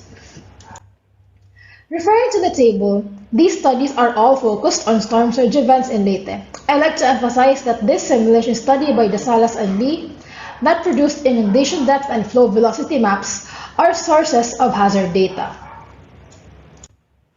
I grouped these studies together because these emphasize damage assessment. 7, 8, and 9 are focused on storm surges. The GMMA RAP by Pacheco et al. Showed a method for calculating the damage ratio using the cost of components. Chen et al. Rated actual buildings from Leyte, so this study is useful for component evaluation for storm surge damaged houses. From the literature that I have read, the methodology was developed. It is sectioned into 3 major phases. Data gathering entails collecting depth data and velocity data, and the damage data in the form of images and reports. Processing is next, which has the most components. I will create a database for the images and I'll geolocate them and then assign inundation depths and flow velocities. The damage rating method is derived from the ICE GMMA project, but I'll modify the cost component factors for storm surge damage assessment.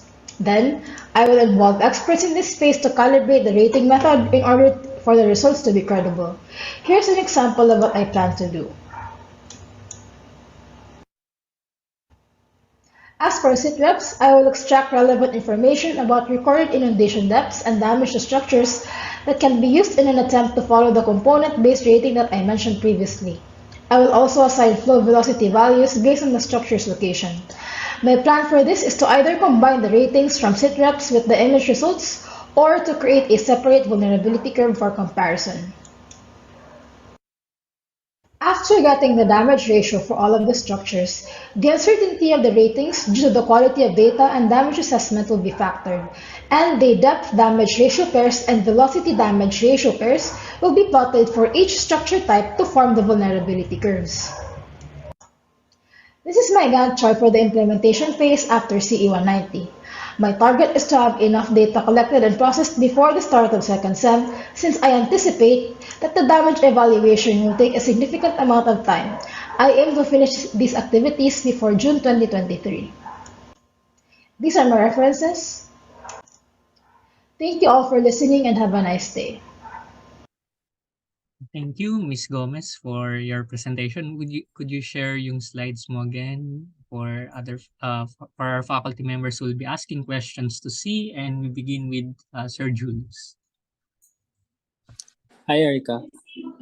Maybe I missed this, but could you, what is the coordinates of your vulnerability curve? I mean, x-axis is damage depth, and then yung y-axis is damage ratio.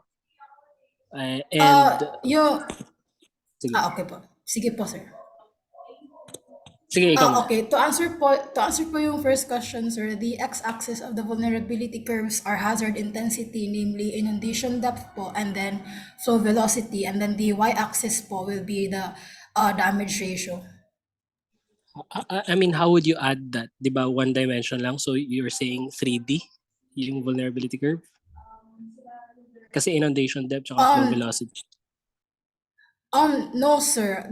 I will be creating po two distinct vulnerability curves po. So the output of my study will be a depth damage vulnerability curve and a velocity damage vulnerability curve. I don't understand how it could be usable kasi pag would i-multiply mo ba sila?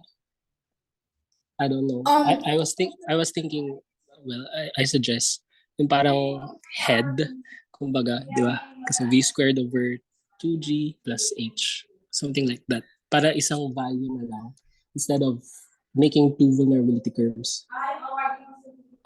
Kasi energy yung sige. One aspect po, sir, why I put here to separate vulnerability curves is to be able to represent po yung static and then dynamic effects of the storm surge doon sa structural damage. So i-add na lang yung damage ratio, kumbaga, something like that. No? No, sir. Like each data point, for example po, sir, each house is a data point with an assigned damage ratio, and then that data point has an assigned inundation depth and an assigned flow velocity po. Yeah, sige, i-clarify ko na lang pagka sa email. Thank you po, sir, for that question. Erica, quick question lang. How will you be distinguishing yung damage caused by storm surge and caused by severe winds? Because may nakita akong isang figure doon. Alam mo, yung roof damage. Would you attributing that to storm surge damage ratio? Or meron ka nang naka-detail dyan kung paano, ano yung mga tatargetin mo na components to analyze? Thank you, sir, for that question. Now, the solution for that po will be to modify the CCFs as mentioned po, yung cost component factor here po. Kasi these CCFs will be derived from the ICEG MMA flood vulnerability calculator. So I will be modifying po kung anong components yung mas mabigat, mas matimbang sa storm surge damage. Naturally po, mas magiging mabigat siya doon sa mga like walls and then columns, and then that's going to be the aim po of modifying the CCF. So for each component may rating siya, and then yung significance niya po will be determined by the CCFs. So, kapag mas malaki po yung CCF niya, mas significant po yung effect ng damage structure na yun sa storm surge impact doon sa building. Sige, I'll look forward into seeing that be implemented in the future. I think there are yes, I have 2 more questions coming in from Dr. Kinay. Yes, Dr. Sundan ko lang yung question ni Julius kanina, Sir Julius kanina. No, so sabi mo dalawa yung vulnerability curves na gagawin, no? And yung isa velocity, yung isa is related to depth, no? So pero sinabi mo kanina isa lang yung damage ratio for a building. So paano mo separate yung yung damage ratio na attributed dun sa depth lang, and then yung isa due to velocity?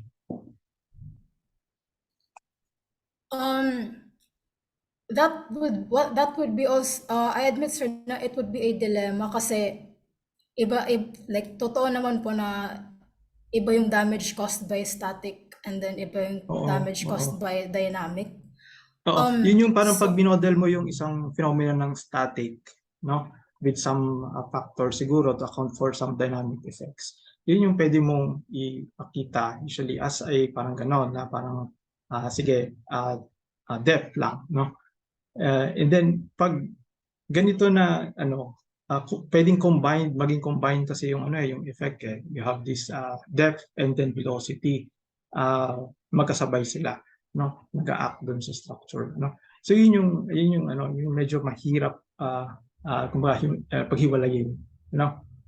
And yun nga kasi isa yung damage ratio na gagamitin, medyo papakita mo siya in 2 separate curves. I think challenging, very challenging. So I think yung kaninang nabanggit ni Sir Julius, why not find a parameter that combines the two, no, depth and velocity. That's one option, no, if you think that would make your analysis easier.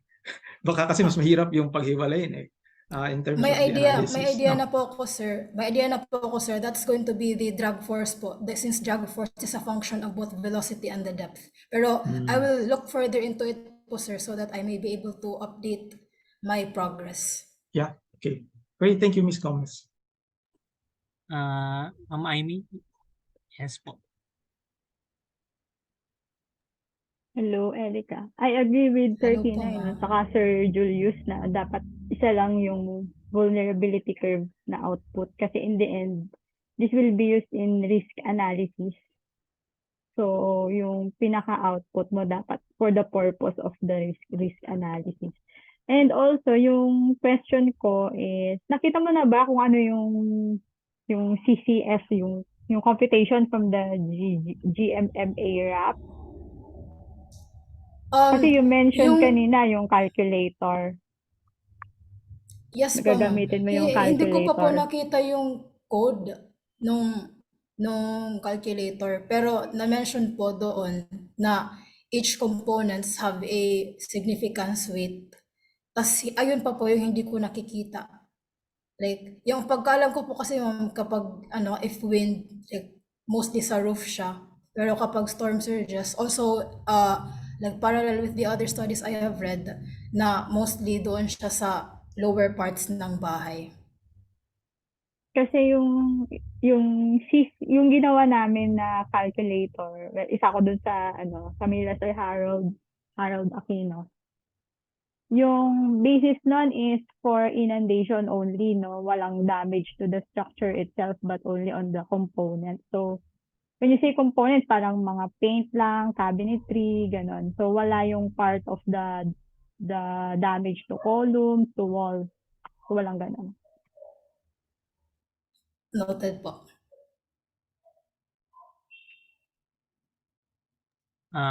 Sir Julius, nagre-raise po kayo ng hand, so may question po ba kayo?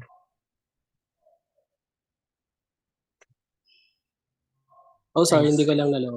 Okay. Thank you, Sir Julius. And thank you, Ms. Gomez, for your presentation. Congratulations, and hopefully incorporate all of the comments that the faculty has offered to you.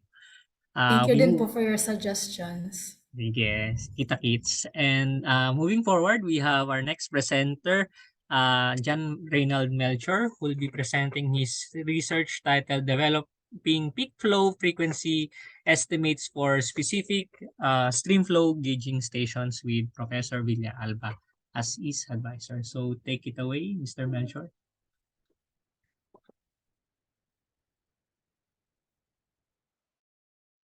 Hello.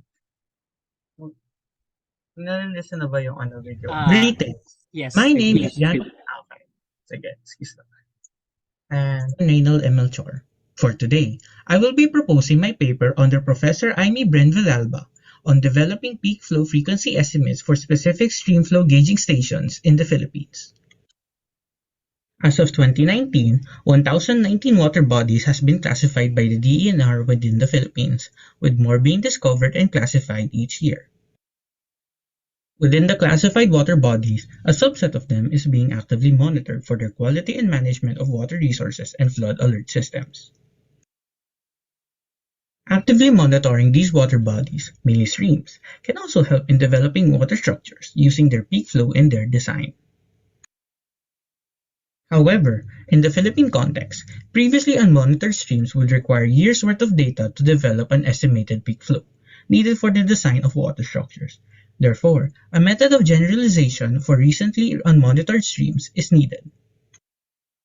The main objective of this paper is to develop peak flow frequency estimates in relation to the drainage area in the Philippine context. To reach that objective, peak flow estimates of specific stream flow stations with long history of data will be made. In addition, a summary of the estimates can be shown through a development of a peak flow versus drainage area charts based on the watershed's local climate. For this paper, stream flow gauging stations with at least 25 years of data will be prioritized into the analysis. Stations with at least 10 years of data may be considered through extrapolation. To limit the number of factors to be adjusted, typhoons will be focused for the adjustment of estimations. Paleoflood and botanical information from selected stations will be neglected, as well as the effects from climate change. This paper is significant as it can serve as the initial method of generalizing water bodies in the Philippine context. The paper can also provide an estimate drainage area of previously unmonitored watersheds given its peak flow, and vice versa. These conclusions can then be used as a basis for other applications to other streams within the Philippines. The concept framework is as follows. Through monitoring water bodies, their peak flow and drainage area will be developed given enough time. Typhoons provide the usual flow which might serve as an outlier in general monitoring. Given the peak flow, water structures for said water bodies may be designed. However, the design for such structures, as well as other projects, might affect the drainage area of the water body in question, changing the flow in a dynamic method. The following sources are the main guidelines that the paper will base their methodology on, named Bulletin 17B and Bulletin 17C, respectively.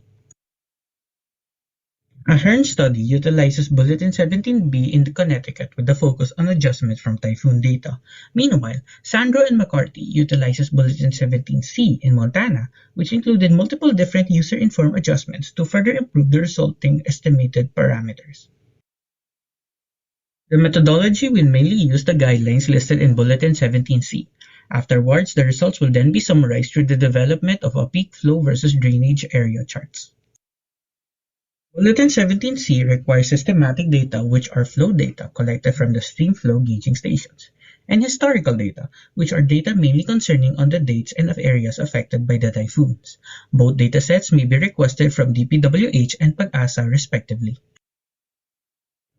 Bulletin 17C uses an expected moments algorithm which, when inputted systematic and historical records, outputs parameters when fitted into a log-Pearson type tree distribution.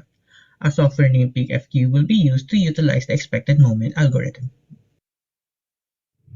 Using the parameters from each station, as well as the station's watershed location, charts that relate the peak flow to the drainage area will be made based on the shed's local climate in the Philippines. After the methodology, the paper is expected to provide a table of distribution parameters for specific stream flow gauging stations, as well as the summary charts mentioned in the previous slide. The following is the Gantt chart for the paper after the proposal is accepted. An initial week of requesting data from DPWH and PAGASA will be made. The following weeks after will be familiarizing and understanding PeakFQ. Once retrieved, the data will then be treated to extract outliers due to typhoons. Processing the data will follow suit and will end with summarizing the results. This concludes my presentation. My name is Jan Reynold M. Melchor, and under Professor Aimee Bren Villalba, this is the proposal for my paper on developing peak flow frequency estimates for specific streamflow gauging stations in the Philippines. Thank you, Mr. Melchor, for that presentation. So, a quick comment lang again. Yung second semester, the following semester will be 16 weeks rather than 12 weeks. So, hopefully ma-update natin yung timetable natin and sana na-present sana in a calendar manner na January to rather than yung weeks. As to the presentation itself, siguro I'll begin with asking, how does a peak flow frequency estimation differ from return period analysis? Peak flow versus return. Peak flow estimation mainly, how do I explain this? Wait lang, please give me time to gather my thoughts.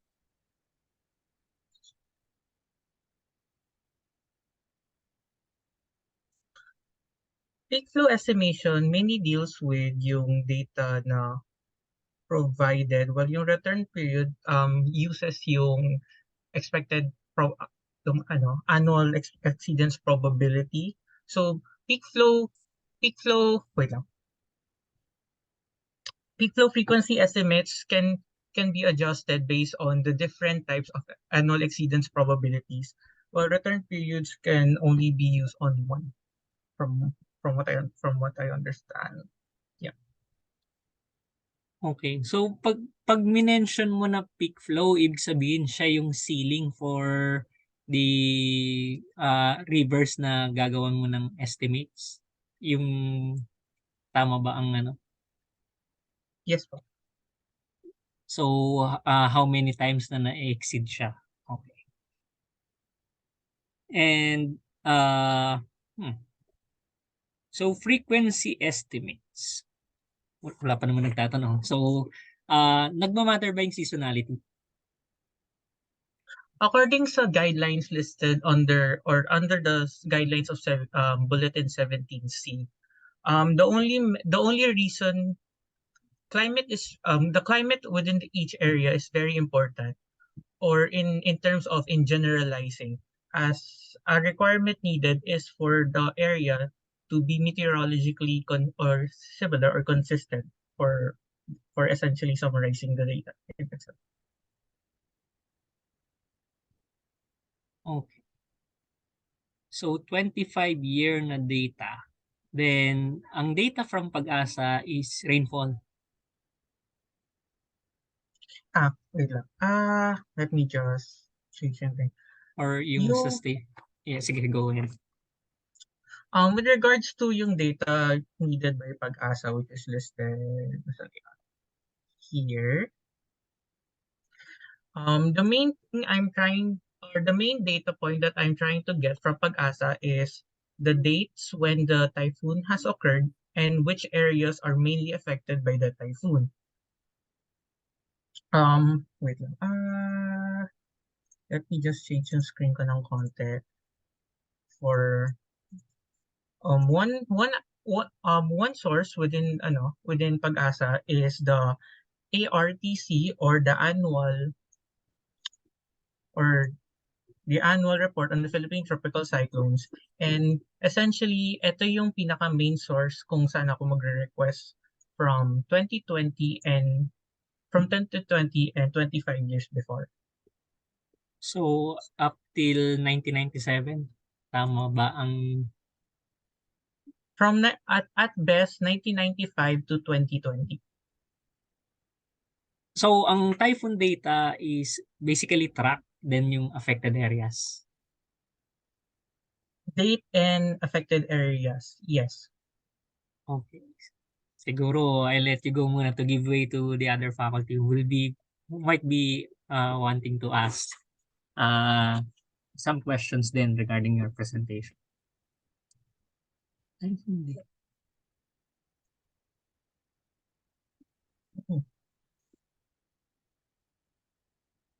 Okay, sige. Saan ba ata yan? Okay.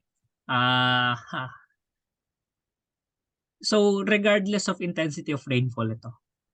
Yun yung last na question. Regardless, yes. Ang pinaka i-check mostly if based on intensity of rainfall is mainly yung outliers. And ang current limitation muna is the main outliers that can be considered again is dates kung within said specific watershed station dumaan yung typhoon at that. Okay. At that. So, speaking of outliers, how can you then identify outliers kung yung areas lang na tinatamaan yung inaano mo instead na yung sinasubject mo to the analysis instead of the actual rainfall data na galing din kay Pag-asa? Given yung document, which is this, each typhoon has also recorded the relative rainfall location or mainly affected area as shown like this, for example, where each color is basically rainfall that is most likely coming due to the typhoon. Okay. So, it can be dated back to 1997? Meron kang sample? Meron ba silang repository dyan? I will admit, hindi ko pa hindi ko pa nasa-start i-request yung data if there's such a thing possible. Pero yun yung unang step na gagawin ko based on the Gantt chart. Sige, abangan ko na lang ang updates sa research mo. So, looking forward to that. Is there any other questions coming from our faculty members who are present here regarding Mr. Melchor's presentation? Okay, going once and going twice. And I guess that will be all for the Q&A portion. So thank you, Mr. Melchor, for your presentation and looking forward into seeing your research sa implementation na mismo. We move on to our next presenter. We call on Mr. Errol Villaferte, who will be presenting his research titled Flood Study of Downstream Pandanan River in Lopez, Quezon Province with advisor Professor Richmart Macu.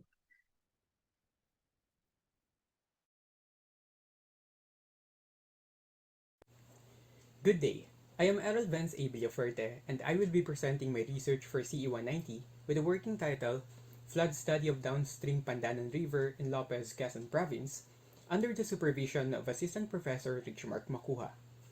The study area for the research will be Barangay Ganda Ibaba in Lopez, Quezon Province, wherein a segment of the Pandanan River is located. In 2020, Typhoons Pipito and Ulysses caused the river to overflow and inundate adjacent areas. The DOST-UP Dream and Field LiDAR program classify a portion of the study area under medium to high hazard. The lack of a flood study of the portion of the Pandanan River within the barangay hinders the development of effective flood mitigating measures which would otherwise help reduce or avoid potential adverse effects of flooding. This study aims to bridge that gap by investigating the conditions that cause flooding through modeling and simulation and develop necessary mitigating measures afterward. Specifically, it aims to generate hydrologic and hydraulic models and simulations using HEC-HMS and HEC-RAS respectively to develop flood mitigation measures and determine their effects through the same processes. The study will be conducted along a 1 kilometer stretch of downstream Pandanan River. Data that will be used will be limited to secondary data. Only flood mitigating measures whose effects can be determined through modeling and simulation will be considered. This slide shows the study's conceptual framework wherein inputs, processes, and outputs are indicated as shown. Here are some of the related works of literature that were reviewed for the study. Shown are studies that utilize HEC-RAS to develop hydraulic models for their study areas. These will be used as references when developing similar models and simulations for the study. Meanwhile, the studies shown in this slide focus on the use of HEC-HMS to simulate rainfall runoff processes. These were also consulted as part of the methodology of the study. For the proposed methodology, Data inputs such as land cover, soil type, and digital elevation model will be requested from respective government agencies. For hydrological modeling and simulation, HEC-HMS will be used for its capability to simulate both short and long events runoff, ease of use, and availability of model components. For the meteorological model, the precipitation and stream flow data will be used as inputs, wherein historical and frequency storm methods will be employed. A loss model will be used to calculate the runoff volume. For this study, SCSC and loss method will be used for its applicability in estimating runoff. The excess rainfall computed will be transformed into a direct runoff. The SCS unit hydrograph model will be used for this step. The NRCS velocity method will be applied to determine the time of concentration. For flood routing, the Muskingum routing method will be used for its simplicity and few input data requirements. To calibrate the model, parameters will be adjusted until the results from the simulation match the available data. The model will then be validated by comparing the results from the calibrated model from a separate set of data. Nash-Sutcliffe efficiency and coefficient of determination will be applied to determine the model's acceptability. Flow model geometry that consists of the river network and cross-sections will be generated using HEC-RAS. This step requires the LiDAR digital elevation model. From the DEM, elevations that will make up the river geometry model will be extracted. For the study, 1D unsteady flow simulation will be used to calculate the hydraulic characteristics of the main channel, while 2D unsteady flow simulation will be used for the floodplain of interest. The results obtained from the simulations will be used as the basis for the development of mitigation measures, such as the construction of a flood wall or pump installation. Once identified and adequately designed, these measures will be incorporated into the models, and simulations will be performed to determine their effectiveness on the intended purpose. Shown in this slide is a flowchart of the proposed methodology. By the end of the implementation of this study, the expected outputs are hydrological and hydraulic models and simulations, flood mitigating measures, and contributions to the body of knowledge on how to reduce or avoid the potential adverse effects of flooding in Barangay Canday Baba. Seen in this slide is a Gantt chart of the proposed work schedule for the research implementation. Shown in the remaining slides are the references used. That's all, and thank you for listening. Again, thank you, Mr. Villaverde, for your presentation. The floor is now open again for questions coming in from our faculty members. And again, let me just, yes, tama yan. Let me just begin.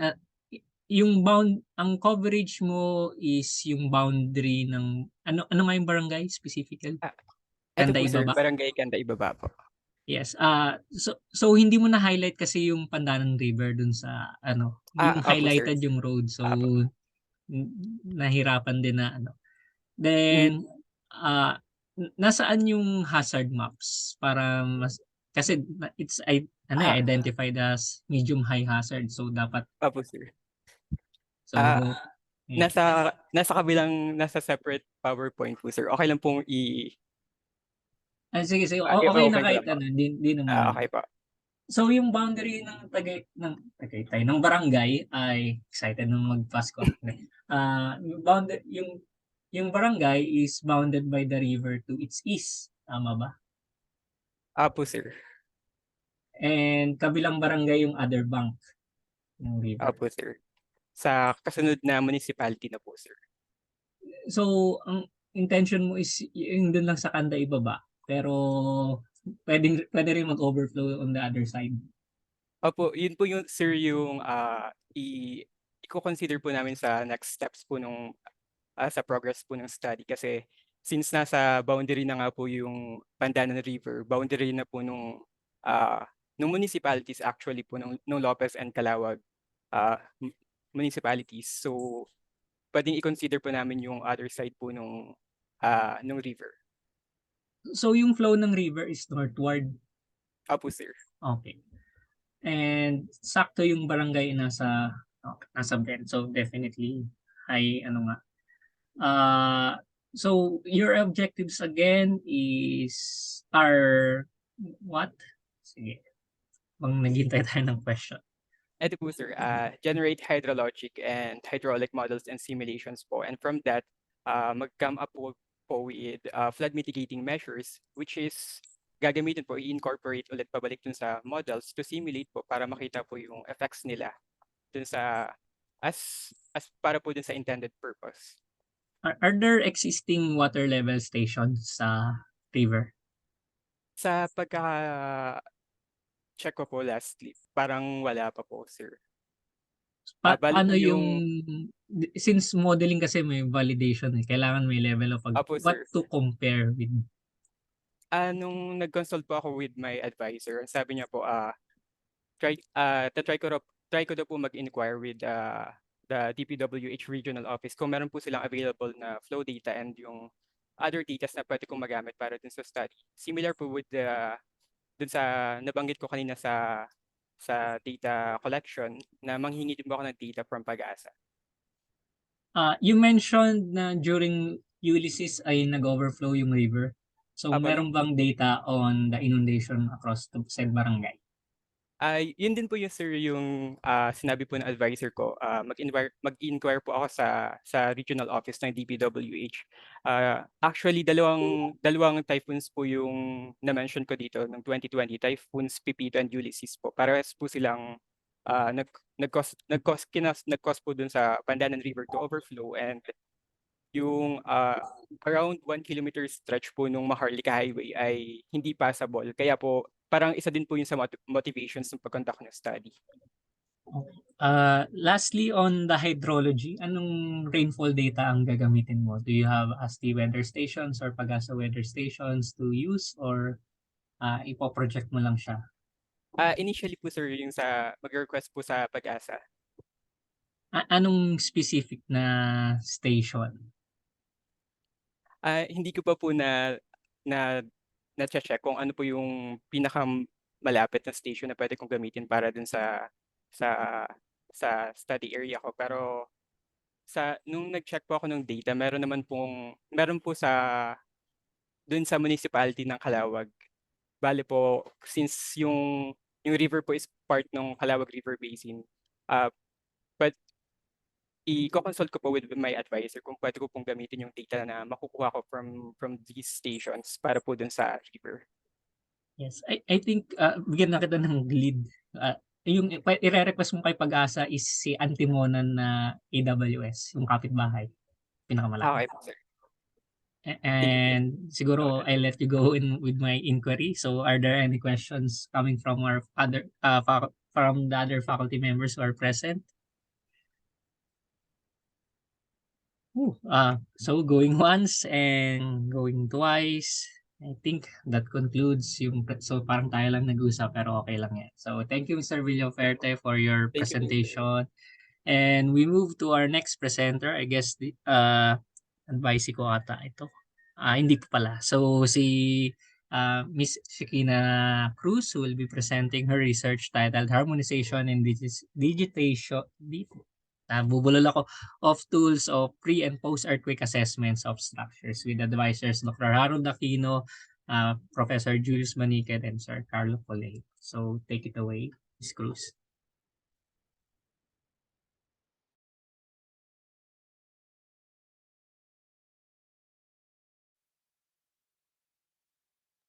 Hi sir, kita na po ba yung screen? I think so. Yes, kita. Okay po. Good day, everyone. I'm Shekinah Cruz, here to present my research proposal, the harmonization and digitization of tools for pre- and post-earthquake assessments of structures. My advisors are Dr. Hino, Mr. Colegio, and Assistant Professor Baniquet. This is the outline of my presentation. To start, we recall that pre-disaster, we have tools to assess building features and characteristics which may influence the structure's seismic performance. Then post-disaster, we also have tools to assess the safety and the level of damage that the structure has incurred. Furthermore, observations from these assessments may be correlated to develop avenues for predicting seismic-induced structural damage. However, there are some implementation issues with the pre-existing tools which hamper field survey processes. Most, if not all, of the pre-existing tools are disjoint paper-based forms with their own set of required parameters. Using one tool means filling up another form, which is where redundancy and time inefficiency come into play. This being said, how can we make the process of implementing pre- and post-earthquake assessments more efficient? In this research, we aim to address that by creating a harmonized system for pre- and post-earthquake assessments which can be implemented in a working program. More specifically, we want to first analyze and identify relevant parameters for the assessments, introduce a digitized streamlined method for assessment implementation, and conduct a pilot deployment of the tool with local building inspectors for tool evaluation. By the end of the study, we are expected to have a collection of relevant parameters for pre- and post-earthquake assessments, harmonized data collection forms through a website type output, and a report on the feedback gathered from the pilot deployment. Furthermore, the output of this study shall focus on the assessments of building types under the UPD ICE building typology developed for the Greater Metro Manila area. It will only consider parameters relevant for structural assessment, and it is expected to be used at least by personnel with general knowledge in building design and inspection. The overall visualization of my study presented in Figure 3 shows that this research aims to address the implementation issues affecting field surveys that conduct pre- and post-earthquake assessments on built structures. So far, these are the predominantly used tools in the field. FEMA P154 and RCAST are tools to identify potential seismic hazards and evaluate structural integrity. One of the dissimilarities between the two is that RCAST considers damage on the structure's beams and columns, while FEMA P154 does not. ATC-20, on the other hand, is a post-disaster tool which evaluates building safety. And finally, Rover is a digital tool for pre- and post-earthquake building screening as per FEMA P154. In order to achieve all aforementioned objectives, a proposed methodology is presented here in Figure 4. In general, the framework has three main stages: harmonization, tool development, and pilot testing. Stage 1 focuses on the determination of relevant parameters to be included in the creation of the data collection forms. This shall be done through a qualitative analysis of existing literature and pre-developed tools, after which we aim to sequentially categorize the parameters bearing in mind which ones to acquire and store pre-disaster and which should be collected post-disaster. Stage 2 is the tool development proper, which includes content and functionality planning, wireframing, as well as coding, wherein the design of the data collection forms will fall under the content planning phase of the tool development. For this, we aim to create a website type output which can store, pull, and edit data from a relational database using structured query language or SQL. Stage 3 is the pilot testing. The testing with building inspectors shall be done by handing them a simulated earthquake event info sheet based from existing records. As for the tool evaluation, a qualitative usability testing shall be done to evaluate the user's experience of using the tool and determine possible points for improvement. The fulfillment of all these tasks shall follow this timeline, which is planned according to the three methodology phases. Finally, allow me to end my presentation with this final note. An uninformed community cannot be expected to make decisions in relation to risk mitigation without being able to fully visualize the possible impacts that a disaster may bring. Hence, an effective avenue for gathering quality datasets is essential in order to develop efficient yet comprehensive damage prediction systems. This study will not only offer an avenue for streamlined assessment procedures, but will also enable communities to establish their mitigation policies based on actual facts and observations. That's all for my report. Thank you all for your time and attention. Thank you, Ms. Cruz, for your presentation. Kindly share na lang yung slides again in preparation for the Q&A portion. And I guess let me begin the role with a question on your objectives and yung limitations. So you mentioned in your objectives that you'll be limiting yourself to the relevant parameters while at the same time you're telling as an objective to identify yung mga relevant parameters. Sir, okay lang po ba pa-repeat po ng question? Medyo Yes, hindi ko lang po. yung parang there's some contradiction dun sa scope at saka doon sa objective mo. Parang sinasabi mo na mag-identify ka ng relevant parameters while at the same time nililimit mo yung sarili mo dun sa mga relevant parameters. Okay po, sir.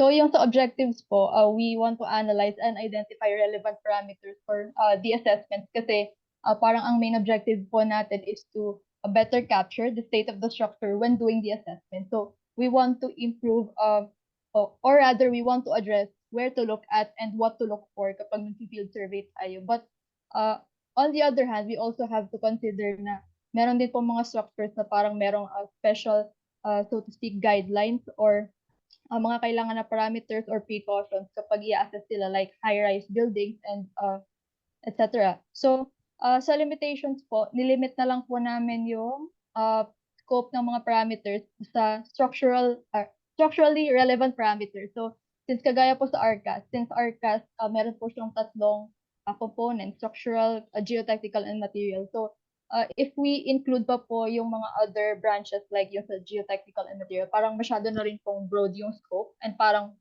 ma-overload na din po yung sa tool. So siguro hindi ko lang po na word ng maayos dito sa objectives, but yung parameters po ay limited po talaga sa mga relevant for structural assessment.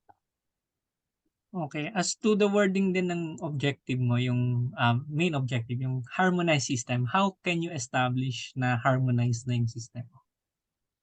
Yung harmonization po, ang mangyayari po is, first we will examine the tools side by side and ililist po natin ano ba yung mga parameters na gusto nitong tool na to, ano parameters yung gusto nitong tool na to. And aside from that, magre-review din po tayo ng mga existing literature and other practices na ginagawa abroad na hindi pa ginagawa dito sa Philippines. So, in relation po yun sa na-mention ko kanina na we want to improve po yung mga assessment procedures dito. So, aside po from like combining or collating yung mga parameters, nagdadagdag din po tayo ano pa yung mga pwede pang ma-apply dito. And yung harmonization po also includes yung sequential categorization wherein aalamin din po natin. So, alin ba dito sa mga parameters na list natin yung dapat readily available na pre-disaster? Alin yung dapat nasustorm natin pre-disaster para sa succeeding assessments, especially sa post-disaster field surveys. Hindi na po nai-impede yung field processes and hindi po paulit-ulit yung data na kinokollect po natin pag nasa field na. So, harmonization po includes both yung pag-combine po ng mga parameters from different tools as well as yung sequential categorization. Okay, wala pa naman nagtatanong. So another question with regard to the digitization. So nabubulol ako sa part na yon. So ano yung degree ng pagiging digitize ng ng assessment? So, ano ba? Throughout ba? Yung mismong ocular inspection? Or yung mismong, yung evaluation ba? Ano bang, what do you mean? Ano pa rin po siya, parang manually pa rin po siya i-encode, yung information manually pa rin po i-encode. But I'm also looking into yung possibility po na merong mga paging automated, like yung automated po na geolocation. Kasi meron po mga tools na merong automated na geolocation. So I'm also looking into yung possibility nun, also yung pagkakaroon din po ng possibility ng timestamp. Pero more or less, sir, yung mga information ay manually pa rin pong i-encode. Like, hindi po magda-dive in yung tool sa kapag tinignan yung photo, parang automatic po ma-assess. Parang manually pa rin po i-encode. But, yung difference naman po nun sa paper-based forms, automatic naman po masustore sa database yung information kahit manually siya i-encode. Okay. Are there any questions from our faculty members who are also present? Going once and going twice. Yes, Dr. Tinay. Yes po, sir. May nakikita kong similarity, I think na-mention ko na before, about yung common data model sa software engineering. So you can try to search that term. I believe I mentioned this the first RPM natin, common data model. Yes, sir. That's a way to parang standardize some naming or parameters across different platforms eh. So basically, yun yung ginagawa mo dito eh. So I suggest you check that kung paano ginagamit yung common data model for achieving ito yung mga efficiency across using different platforms. Yes, sir. Will do po. Right. Thank you po sa suggestion po.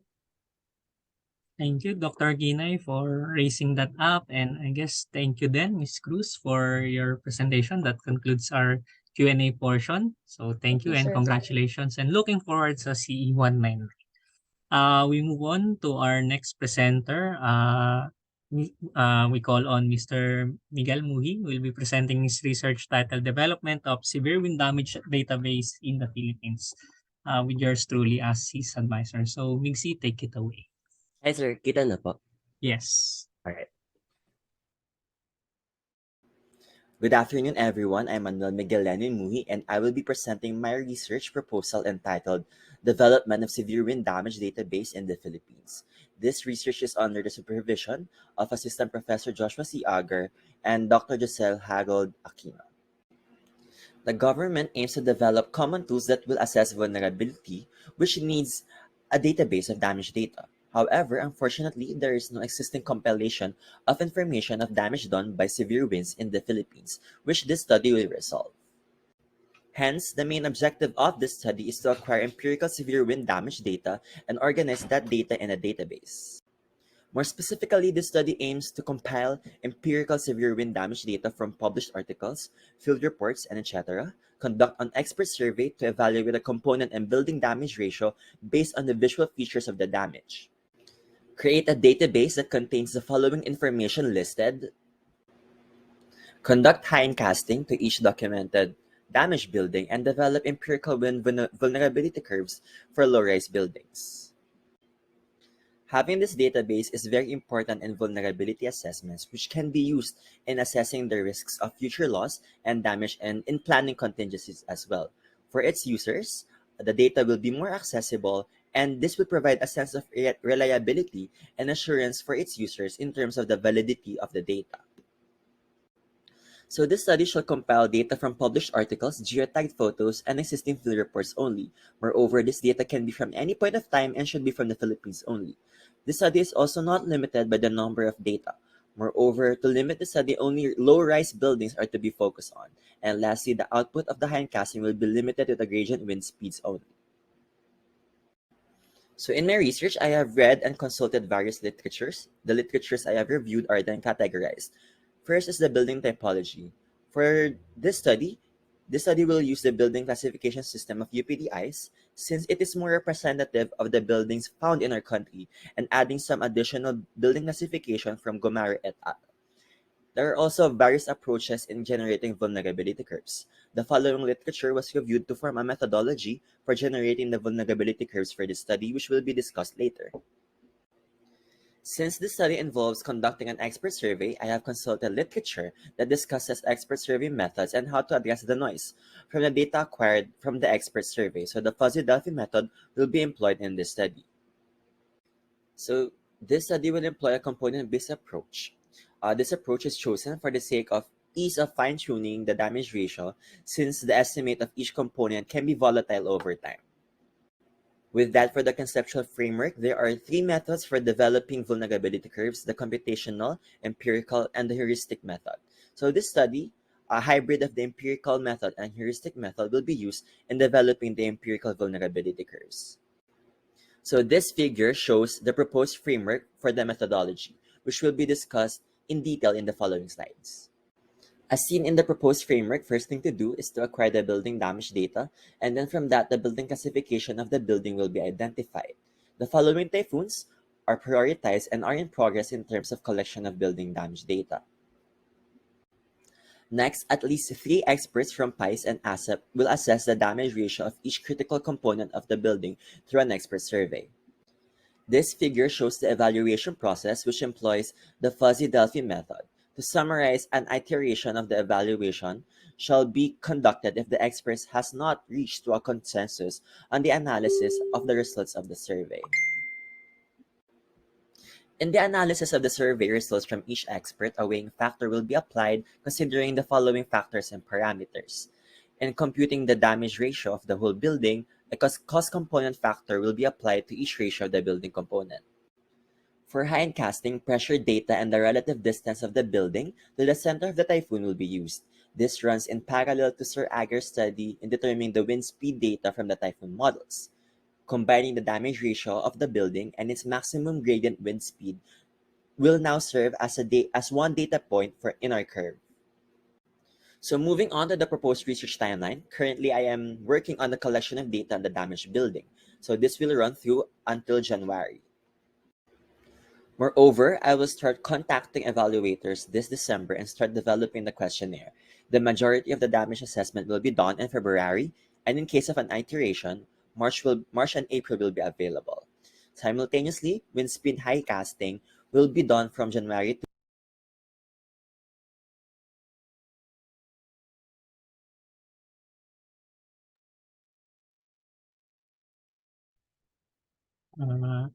Guess that's your presentation, Mr. Muhi. Nawala lang yung audio on your last 2 slides.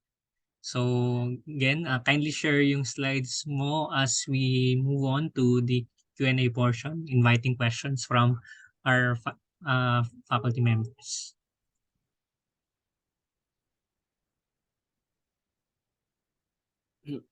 Kita na po yung presentation, sir. Yes. Alright. Siguro curiosity lang, meron ka ng mga na-contact na experts? As of now, sir, wala pa because it will be pushed back sa later December. But I already have anong institutions yung prospect, and I will talk to Sir H regarding more about the contacting of the experts, sir. Okay. Yes, and Ma'am Tan? And thank you. Clarification lang. When you say yung development of a database, tas nagpakita ka ng iba't ibang methods, are you going to collate yung existing data and come up with one? Yes, ma'am. Right. So, are you also proposing to develop a survey method or assessment method? No, ma'am. Sorry, ma'am. Sorry. Because yung huling presentation, kung kailan siya magko-call ka ng mga experts and parang nagkaroon ng calibration ng assessment. Tama ba yung pagkakaintindi ko? No, wala pong calibration po ng assessment, but rather, yung survey assessment po, yung damage assessment will be done for the sake of the vulnerability curves that will be a part po of the database that I will be making po. So hindi pa existing itong data na to? Or existing na po yung data, but yung mismong database po yung wala pa. So ang job ko po is to collate all of those data. Okay. Sige, thank you.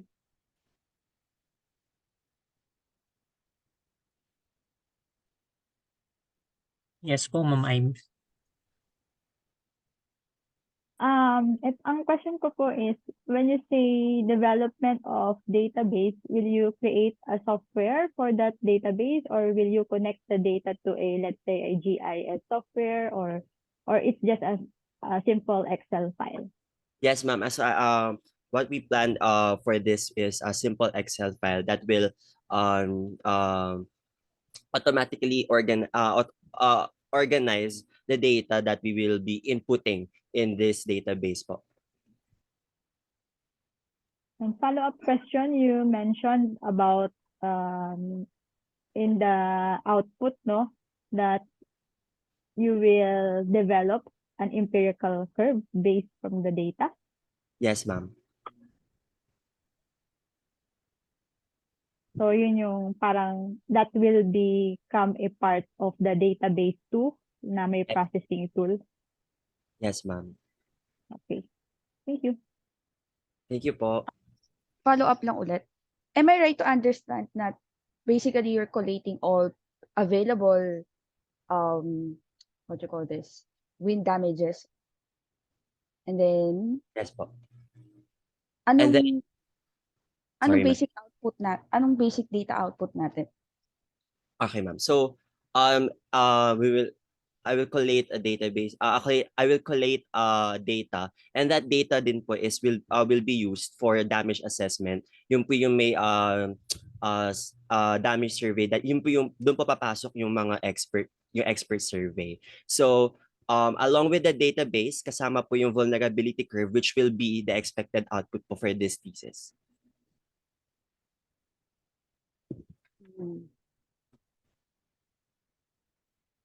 So, wait lang.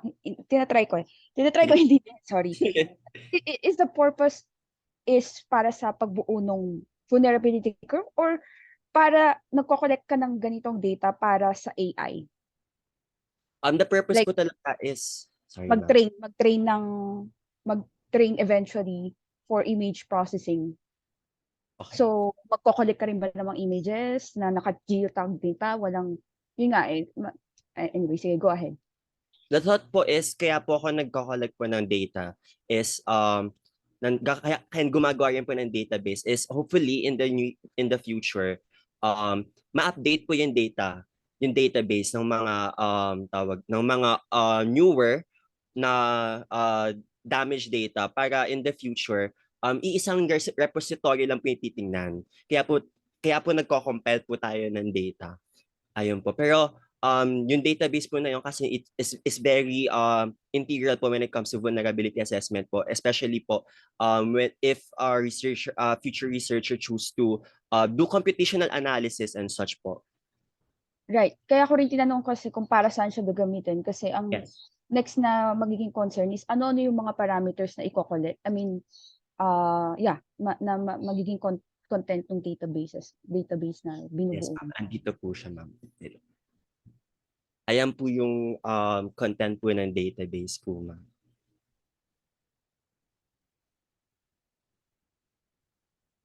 Oh. Okay. So no specific like footprint or images or... Yes po, ma'am. May images po siya, ma'am. Kasama po dapat po yung images. Ano nakukuha akong information? Sige. Next time na lang. Tingnan ko na lang how will this grow. Sige po. Thank you, ma'am. I guess that concludes our question and answer portion. So hopefully na-incorporate nyo and Mingsi and mag-usap tayo later. So thank you for your presentation. And we move on to our next presenter. We have here Hannah Garcia will be presenting her research titled Investigation of Wind-Induced Failure of the Siargao Gymnasium Roof, a Design Review with advisors Dr. Jaime Hernandez and Engineer Gian Pasea. So Hannah, take it away. Good afternoon, everyone. I'll be presenting to you my research proposal entitled Investigation of the Wind-Induced Failure of the Siargao Gymnasium Roof, a Design Review. Here is the flow of my discussion today. On December 16, 2021, Super Typhoon Odette brought winds up to 195 kilometers per hour to structures in Siargao Island. One of the damaged structures is the newly constructed Siargao Gymnasium that suffered partial roof collapse. There were pulled-out anchor bolts and base plates at the roof-to-column connections, but note that though design wind speed is significantly higher than the typhoon wind speed, so if designed according to NSCP, it should have been able to withstand the strong winds. The roof failure can be attributed to various causes, including inadequate design. With this, the research aims to answer the question, is inadequate design a valid hypothesis of the failure of the Siargao Gymnasium roof? This research aims to evaluate if inadequate design is a probable cause of the failure of the Siargao Gymnasium roof. Specifically, it aims to verify that the design criteria conform with applicable design codes and standards, to evaluate the design wind load carrying capacity of the roof structure, and to identify the weakest roof component and its failure mode.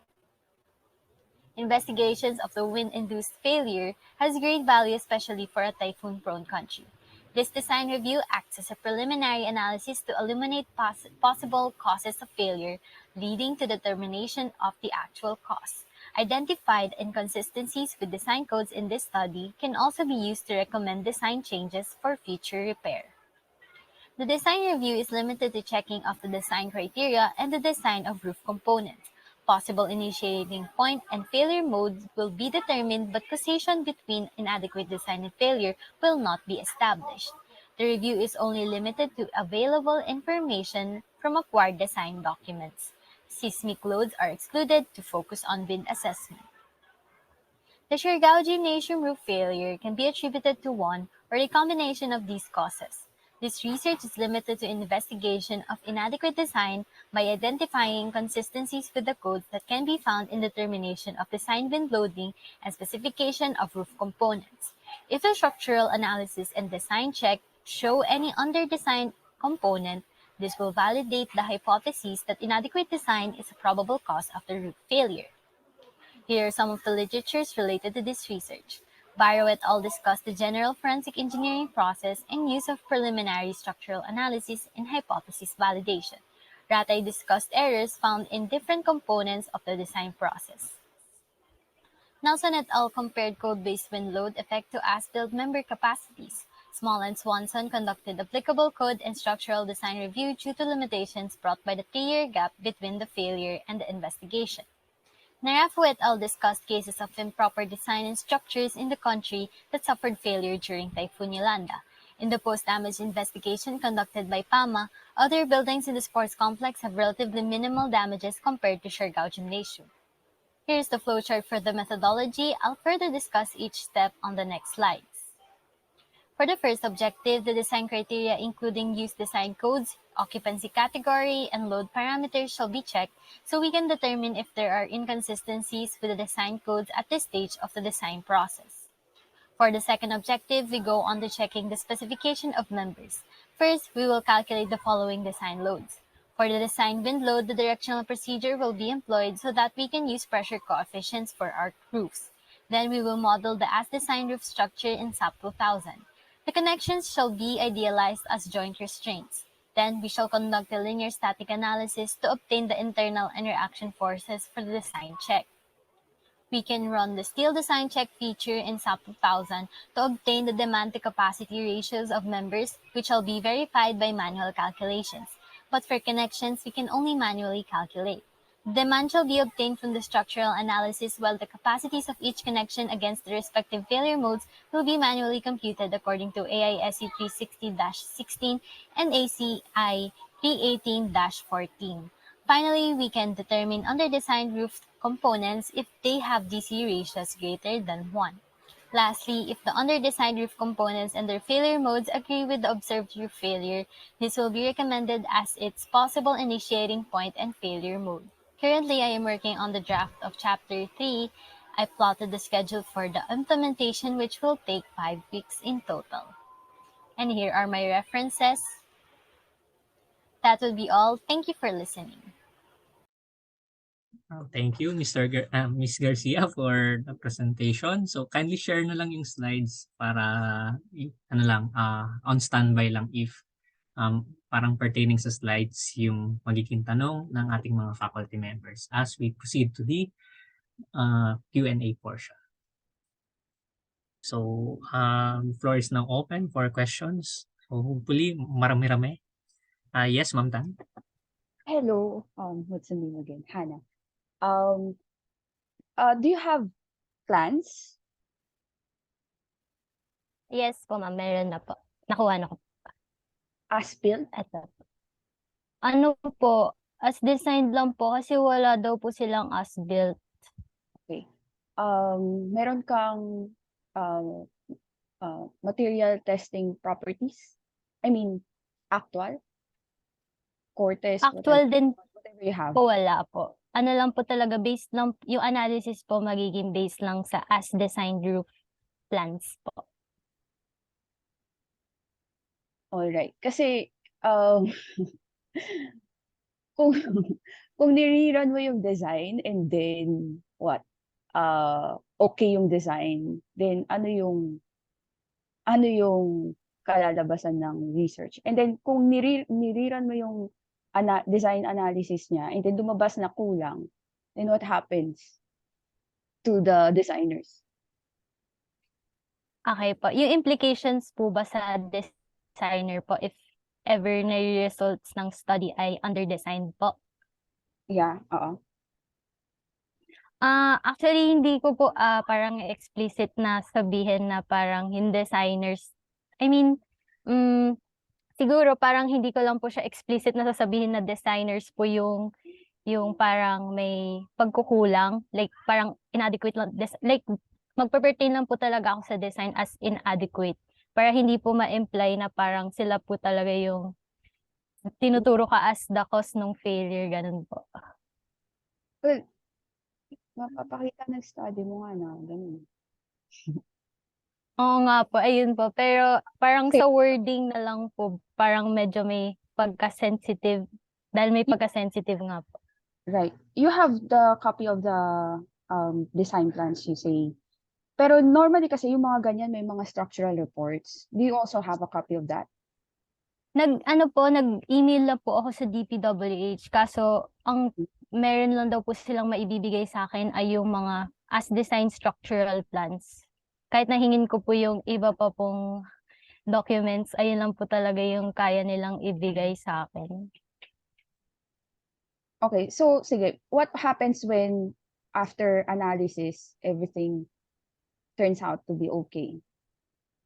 Pag okay po lahat, like adequately designed, edi ang magiging result lang po ng research na to ay hindi po siya magiging cause nung failure dahil nga po adequately designed lang po. So parang pinaka-purpose lang po kasi nung research na to is to validate kung tama po ba na i-investigate yung improper inadequate design as the cause of failure. Kasi kung hindi naman po talaga siya inadequately designed, then dapat mag-move on na lang tayo sa ibang causes such as construction defects, etc. po.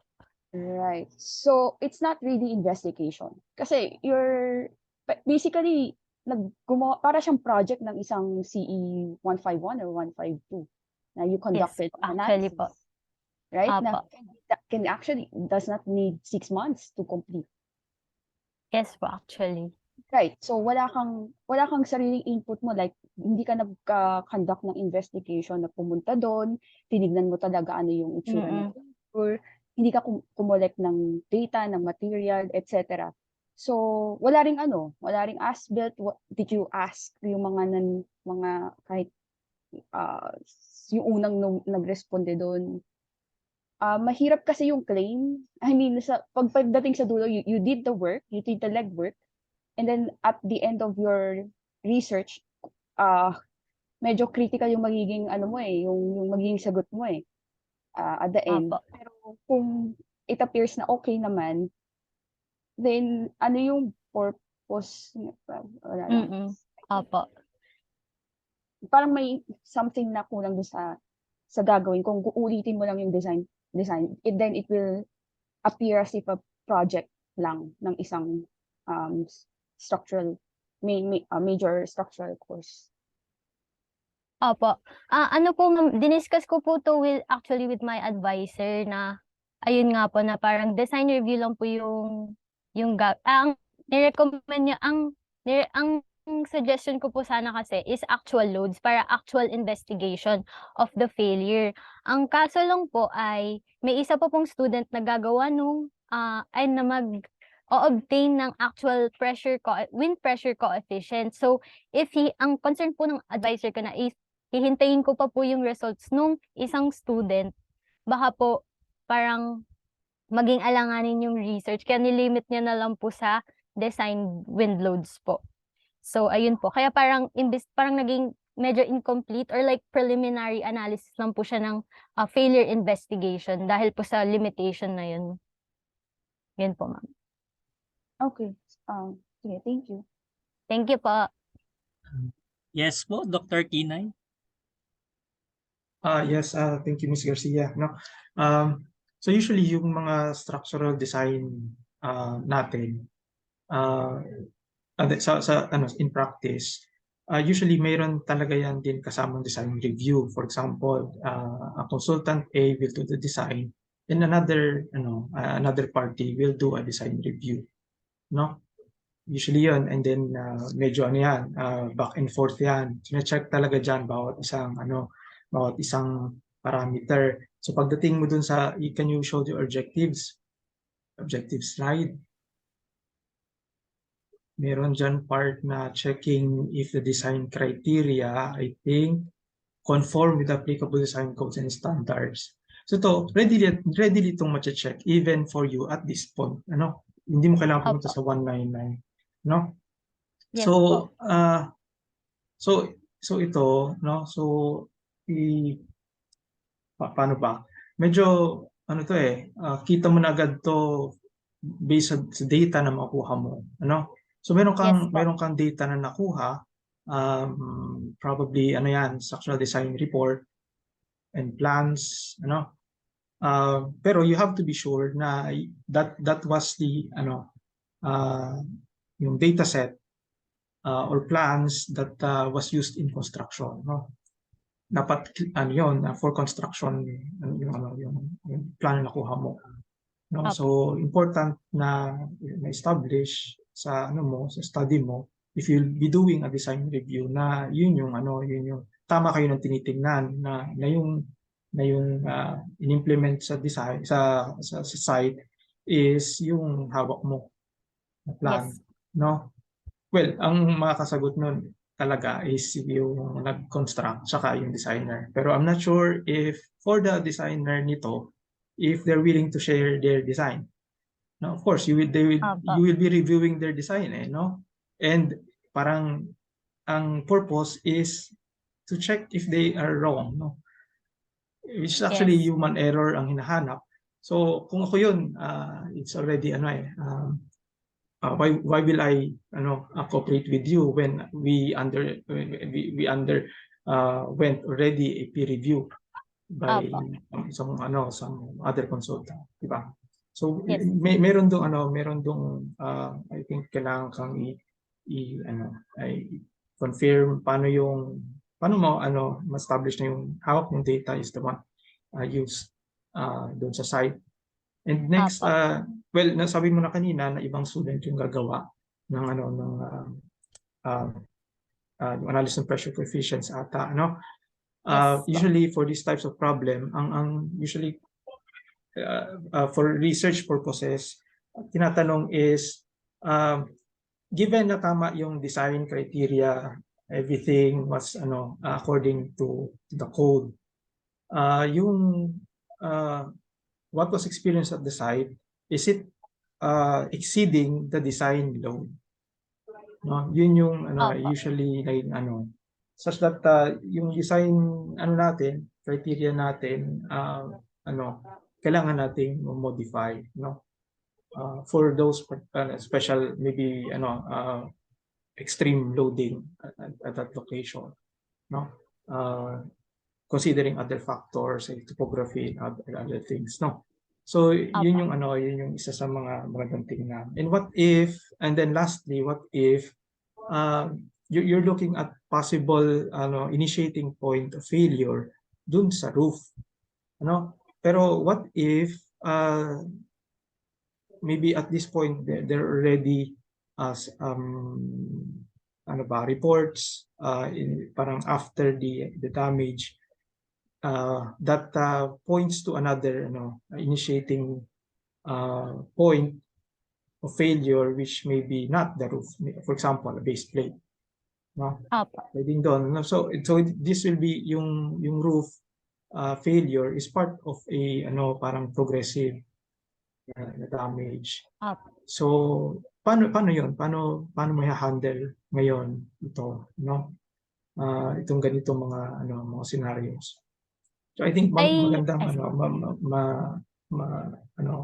makita yung mangyari sa end nitong study, given na it can be the other way around, yung hindi yung tinitingnan mo na there's no error in any expected output mo dito, no? What if yung parang nito, nakalimutan ko yung term, the opposite ito.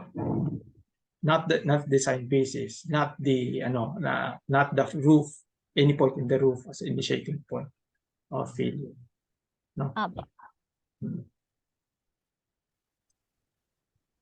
Yun lang. Ay dun po sa ayun, clarify ko lang din po na yung dun po sa parang isa second niyo pong na mention na about na baka overloading talaga, like greater than the design loads yung na-experience po ng Siargao Gymnasium roof. Kaya examine din po siya nung isang student. So hindi ko rin po yun isa-study dito. Tapos, ayun po. Tapos yung doon naman po sa probable initiating point and mode of failure, ano lang po, parang probable like ano lang po, dahil lang po under-designed yung roof component na yun. So, including po yung connections actually po dun sa i-analyze ko. So, if under-designed po siya, like may high chance din po na mag-fail siya. So, isa din po siya sa titingnan. Pero hindi po siya isa-suggest as yun po talaga dapat yung initiating point. So, okay lang po na kahit na iba yung initiating point. Pero, isa siya sa pwedeng bigyang focus dahil nga under-designed siya. So, parang yun lang po yung intention nung analysis po. Pero hindi mo masasabi siya na under-design. Kung na-design siya in the first place dun sa expected load niya. Madali lang yun gawin kung ang assumption mo, all other, say, sabi ko na kanina, base plate, all other conditions work perfectly well, di ba? Halimbawa, nag-design tayo ng frame, space frame, Usually, yung part ng meron tayong base plate is very hard condition, which is maybe a fixed condition. Diba? Hindi naman natin yan nilagay na yielding part na yan, Diba? That's another parang scenario na yon, analysis. Pero we don't do that in design, diba? When you do design, parang binibigay natin agad, this is fixed.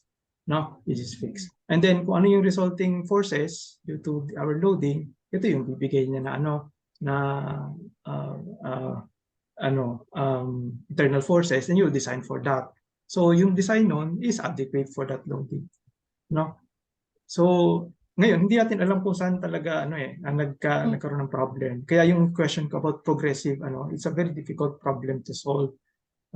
Pero saying that that particular component is under design, isa pa yung mahirap, mahirap establish, Kasi in the first place, it was designed according to yung kung ano yung loading, so dapat, for that particular component.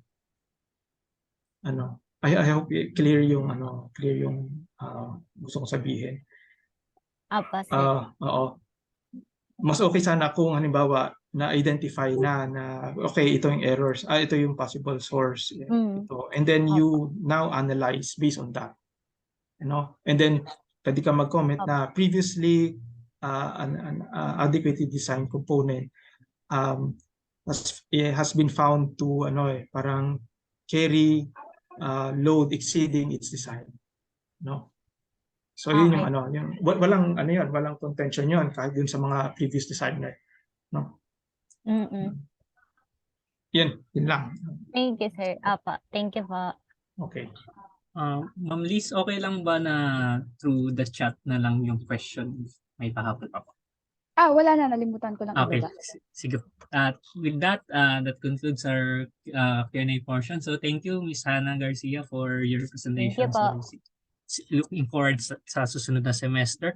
We move on to our next presenter. We call on Chris Alfred Alcober, who will be presenting his research titled Development of GIS-Based Curve Number Map in the Philippines with advisors Professor H. Mark Mahuog.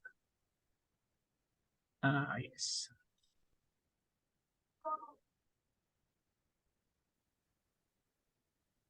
Hello sir, kita na po ba yung screen? Yes, kita.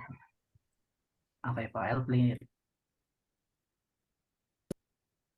Good day. I am Chris Alfred Alcober, and this final presentation will cover my research proposal progress. My thesis advisor is Sir Rich Mark Makuha.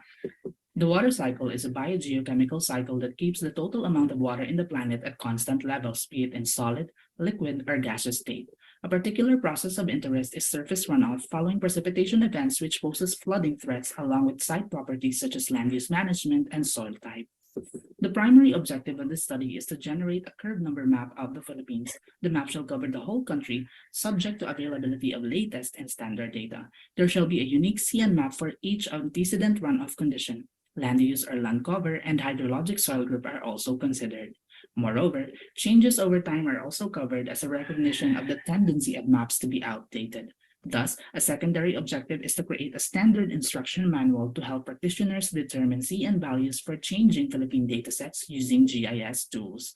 Finally, the primary limitation of this research is that the output's maximum accuracy equals that of the input data. Hydrologic calibration of raw data is out of the scope since it would be tedious from data collection to execution over a very large area. As prefaced, one of the challenges in hydrology is relating rainfall and runoff.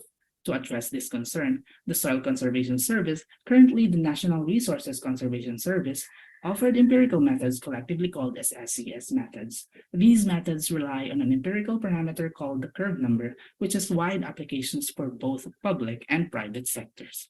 The salient features of this research revolve around local hydrologic data accessibility, richness and detail of data with local context, and overall efficiency due to digitalization.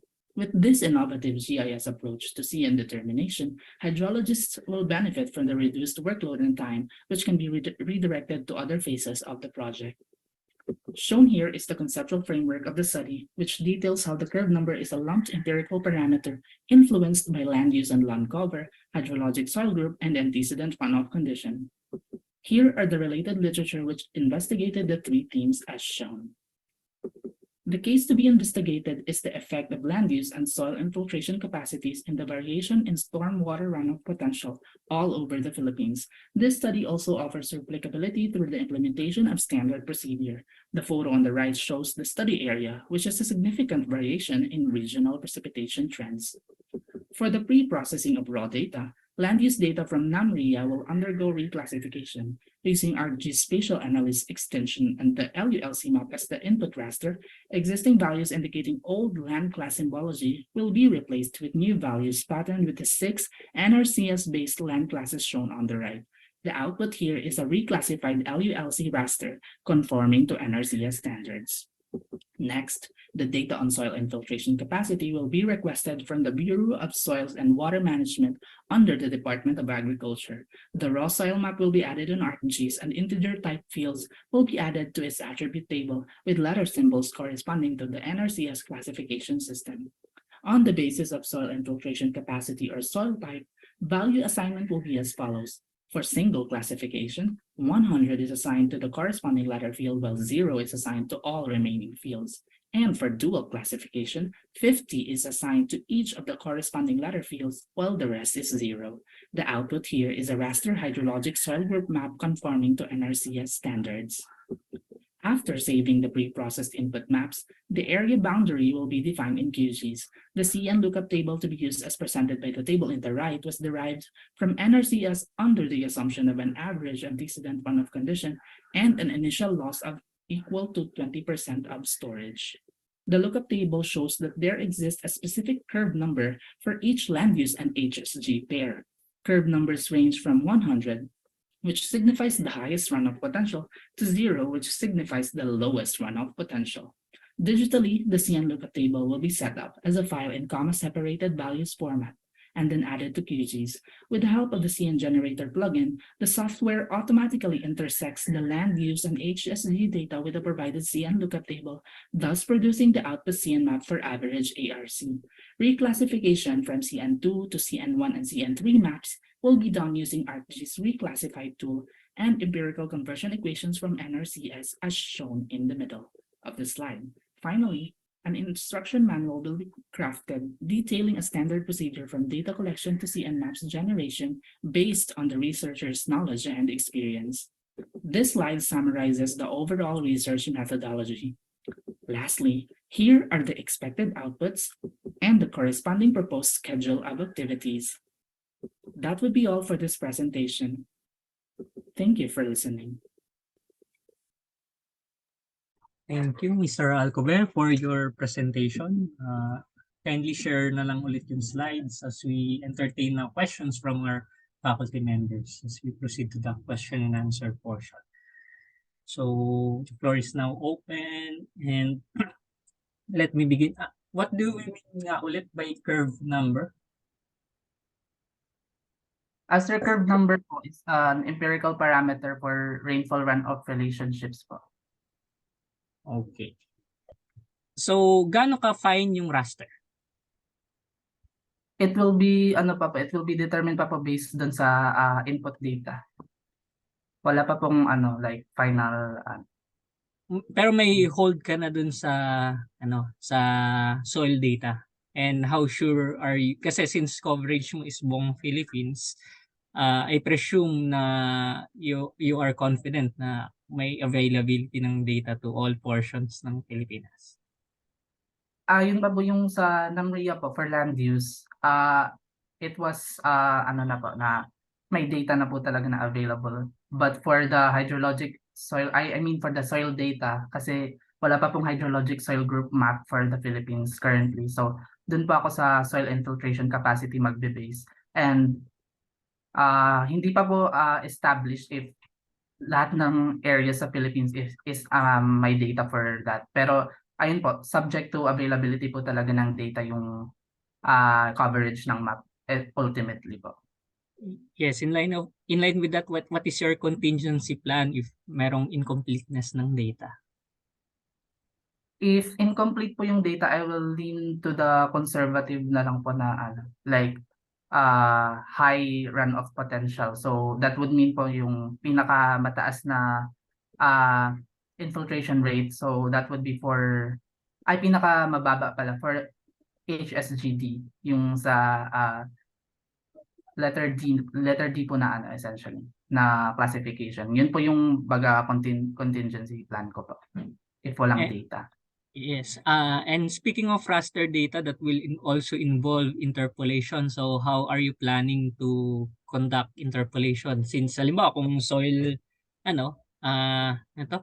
yung sa soil na map, yung panggagalingan ng data, syempre, pinrocess mo yon, merong katumbas na curve number. How are you planning to interpolate? By area ba? Or by points talaga din? Sa talagang i-brute force mo na na rastering. For the processing po ng curve number map mismo, there is an automatic CN generator plugin from QGIS, which will be useful if I am yun po yung initial plan ko to directly use the plugin so that may area boundary na po, it will be defined sa software mismo, and then the software will automatically intersect the input data, yung land use tsaka yung hydrologic soil group with the provided CN lookup table po. It will be done sa software po basically. So, na-mention mo na gagamitin mo yung USGS na curve number generator. Tama ba? Yung sabi mo ipa-plugin mo siya on some software. Yes po, sa QGIS po. QGIS. Okay. Yes sir. Okay, so akala ko United States Geological Service yung nakakarinig ko. Okay. So may naman parang 1:1. So whatever conversion to curve number from the soil type, parang available naman siya. What do you mean by that? What if yung soil type na makuha mo, yung hydrologic soil type, is wala sa mga lookup table? Parang kung alimbawa magkaiba yung classifications na na makukuha mo dun sa nire-require ng pagkuha ng curve number. So basically po for the soil group, hydrologic soil group, it will be coming from the infiltration rates, and per infiltration rates po, meron po siyang corresponding na group. So if ever like wala po dito sa bounds ng like for example po dito, kasi the lowest value would be 0, so it will automatically be sa D. But for if the data exceeds yung ceiling nung for group A, which is 0.45 inches per hour, it will be if ever lang po, I'm not sure pa po kasi hindi pa po ako nag-collect ng data as of now. So if ever that happens, I will conservatively assume yung group A na lang po. So merong dalawang layer na soil type at saka land use. So yung sa following na slide is yung land use. Bali Yeah. pair po siya, land use tsaka soil group pair for each curve number. Okay. Siguro I'll let you go muna sa questions and we entertain questions from the other faculty members. Yes, hopefully hindi pa tayo pagod. Pero ayun. So going once and I think going also twice. Mukhang that will be all for the Q&A portion. So I look forward to your progress sa research mo and expect mo na tatanungin pa kita, Mr. Alcover. So thank you for presenting and looking forward to the next semester. We move on to the next presenter. We call on Mr. Rachel Bonto. Will be presenting his research titled Damage Simulation of a School Building in Cebu Due to Typhoon Odette with advisors Prof. Lizelle. Okay na sir, rinig na ba? Wala pang audio. I think naka-display pa lang. Wait.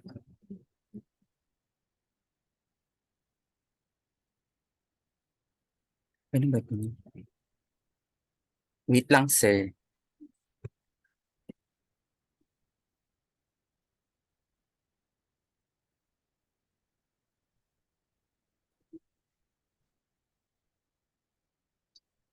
Okay na po. Ay, okay na sir. Wala pang naka-display.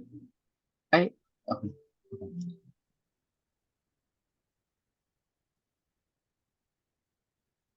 Okay na po. Sige, try mo i-play. Ay, hindi siya video sir. Oh, okay. Although ang ano kasi is video, pero sige. Ala, sorry po. Sige.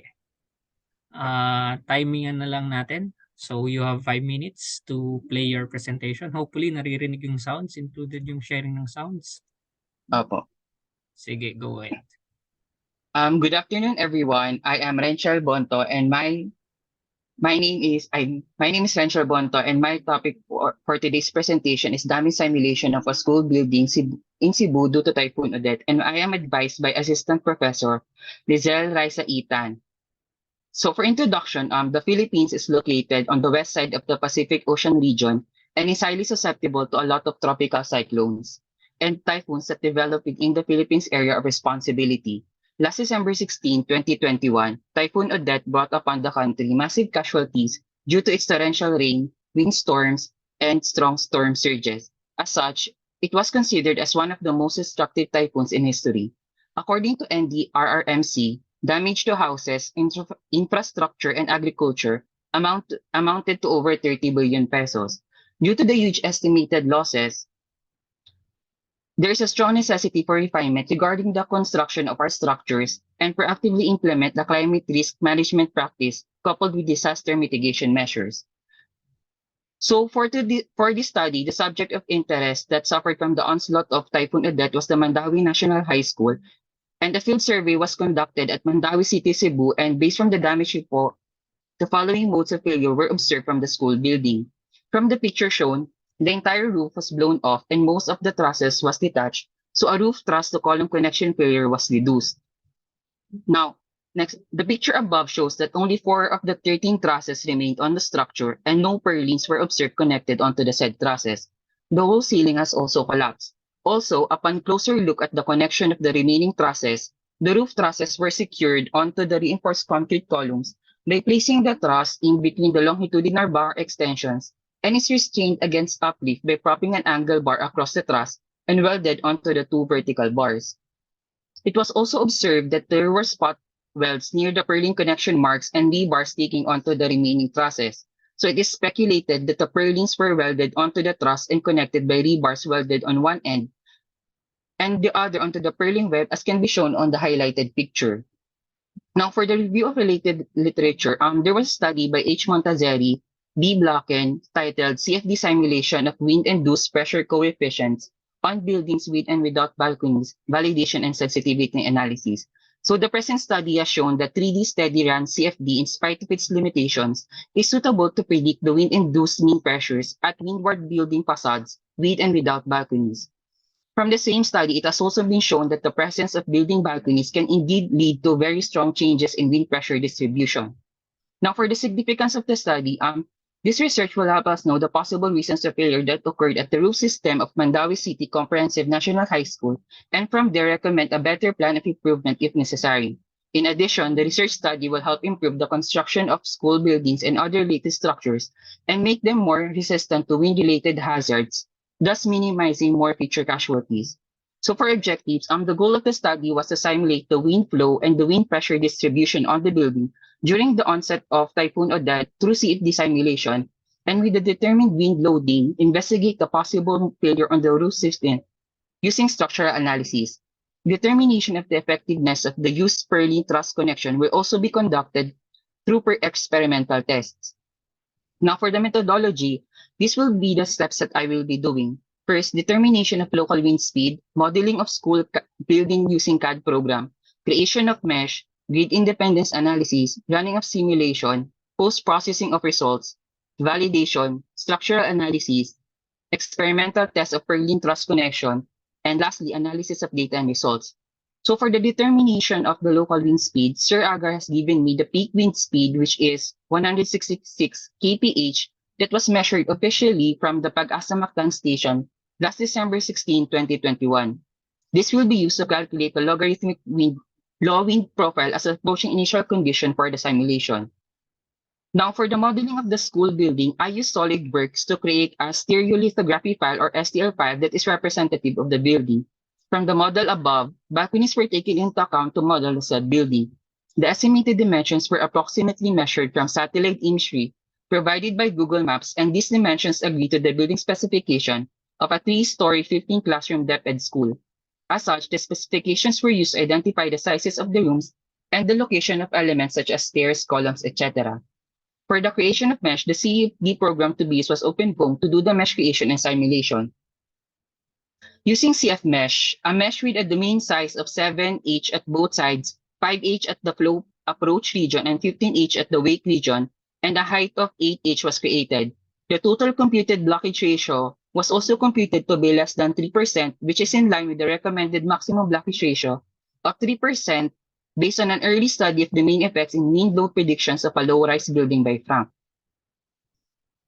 A refinement region of level 3 was also included around the building to increase accuracy of solution, since most of the interested flows are located near the building and in the wake region. This image above shows the refinement box relative to the overall bounding box. Now, a zooming look of the refinement around the building where a level 5 refinement is used in order to have a better snapping of the school edges onto the bounding box. Insulation layers were also added for a total of 8.6 million cells used. Now, the image above is a simulation of the velocity U on the building that I did just to test the waters. For this simulation, K omega SST was the turbulence model I used, which is a steady-state solver. This is only a test simulation that was run up to a time 200 and was only done to recognize errors and see if I can run a simulation. This is still subject to refinement and fine-tuning, which I still need to research and learn in the coming months. Now for the Gantt chart, which I hope I can follow religiously, by the end of December, I'm expected to at least have a full simulation and have done grid independence analysis, and also have tested for convergence of solution. The first half of January will be allotted to post-processing, while the other half is given to learn about the SAP 2000. Structural analysis will be done in February, while March is allotted for the experimental test. April is when I will be analyzing data and results and also the start of writing the manuscript. These are the references that I use, and thank you for your time, and I'm ready for a question. Thank you, Mr. Bonto, for your presentation, and steady mo lang yung slides mo. The floor is now open for a 4-minute Q&A portion involving our faculty members who will be offering questions nga. So to begin, let me ask, meron ka na bang leads as to what direction of, parang ano yung orientation ng winds with respect to the school building? Actually, wala pa sir, pero based dun sa yung mga studies na nabasa ko, ang sabi daw yung maximum damage is yung oblique, yung wind speed. Yes, pero yung direction talaga ng wala pang wala pa akong idea, sir, kung paano siya. Ayun, mukhang mas kakailanganin mong tumbukin yung Okay. direction ng Pero sir, Ah. dun sa sinend mo pala, sir, na parang yung direction niya is coming from northeast ata yung sa Mactan Station po na 16060. So, try mong i-relate ngayon yung orientation ng building. So, if the building is parang facing northwest, so hindi siya totally oblique. Parang parang with perpendicular do sa hallway ng building around 10 degrees ata. So, try mong i-run yung simulation and check whether nag-iiba nga yung Pero it's better to explore all wind angles. And Okay, as sir. the damage simulation, since damage simulation yung target mo, how are you planning to do the rest of the procedure since nang na-share mo lang naman is yung CFD analysis? Basically, sir, parang since kukunin ko, sir, yung wind profile nung tas pag nakuha ko na, sir, yung wind pressure distribution, yun yung gagamitin ko as wind loading para structural analysis. Tapos based from that, parang titingnan ko yung mga sources of failures na nangyari dun sa building ko. Tapos meron pa, sir, gagawa ko, sir, ng experimental test para dun sa Perlin truss connection po na usually kasi ginagamit sa mga school building na kasi parang yung wala kasi, sir, na natirang Perlins dun sa so baka isa din po yun na i-check po. So you're planning to conduct testing? Opo. Okay. So, marami-rami ka pang So, yun yung magiging focus mo lang or would you be focusing on the other components? Ay, yun din po. Parang yung sa kasi, sir, ko, sir, yung sa roof lang part ng building kasi most of the damage kasi doon. So yung structural analysis, parang titingnan ko, sir, yung ng roof truss to column connection, parang kung paano, bakit yung ceiling, kasama ba yung sa loading. Tapos yung sa connection naman, yung experimental test dun, sir, sa Perlin truss connection ko. Okay. Siguro I'll let you go na with my inquiry. So we let the other faculty members open up questions siguro regarding your presentation to further improve na kung ano ba yung magiging direction ng thesis mo. Pero I think there are going once and going twice. And mukhang pagod na tayo. It's 4 p.m. na and may recent kang balita ngayon kung sino nang sunod na UP President. So, off the record lang yan. So, thank you, Mr. Bonto, for your presentation. We move on to our final presenter today. We call on Mr. Christopher Martinez, who will be presenting his research titled Wind Flow Simulation and Load Computation using CFD of the Siargao Gymnasium with advisors, myself, and Dr. Jaime Hernandez Jr. So, Christopher, take it away. Kita na po ba, sir, yung screen po, sir? Yes. Okay po, sir. Good day, everyone. I'm Christopher Martinez, presenting the study entitled Wind Flow Simulation and Load Computation using CFD of the Siargao Gymnasium with the guidance of my research advisors, Assistant Professor Joshua Agar and Dr. Jaime Hernandez Jr. This will be the overview of my research presentation. To begin with, Siargao Sports Complex Gymnasium is one of the facilities built in the sports complex in the PAC Surigao del Norte. The gymnasium was constructed last 2020 under DPWH. A year after its construction, Siargao Island was hit by the Super Typhoon Odette, making its landfall in December 2021 with peak winds of 193 kph. Due to the onslaught of the Super Typhoon, the roofing system of the gymnasium experienced structural failure. The roof shape of the gymnasium exhibits an arc roof shape specified from the provisions of NSCP 2015. However, one of the probable cases considered in the failure is the corresponding design wind load of Surigao del Norte that may not be properly anticipated. With these considerations, the objective of the study is to analyze and characterize the wind load experienced by the gymnasium through the calculation of wind loading based on the provisions of NSCP 2015, simulation of wind flow through CFD analysis using open foam, an open source software used for computational fluid dynamics, and relate the key findings of the CFD analysis with the current provisions of NSCP 2015. The study will be significant in developing wind flow simulation for risk assessment of structure, providing recommendations for arc roof-shaped structure, and establishing wind load provisions through wind flow simulation. In line with the scope and limitations or the expected output of the study, the gymnasium will be modeled based on the approved structural plans and will be considered as an enclosed and partially open 3-gen structure. The wind loading of Siargao Island will be calculated in line with NSCP 2015. CFD analysis will be conducted, however, the study will not conduct structural analysis and will only highlight the simulation of wind flow. Lastly, the wind flow simulation will be limited to arc roof-shaped structure under steady-state condition. In line with the framework of the study, it will highlight wind flow simulation, wherein the wind load experienced by the gymnasium will be determined based on the code provisions and CFD analysis. From these methods, the coefficient of pressure or CP values, which describes the relative wind pressures acting on the surfaces of the gymnasium, will be determined and compared to the identified key findings from the wind flow simulation.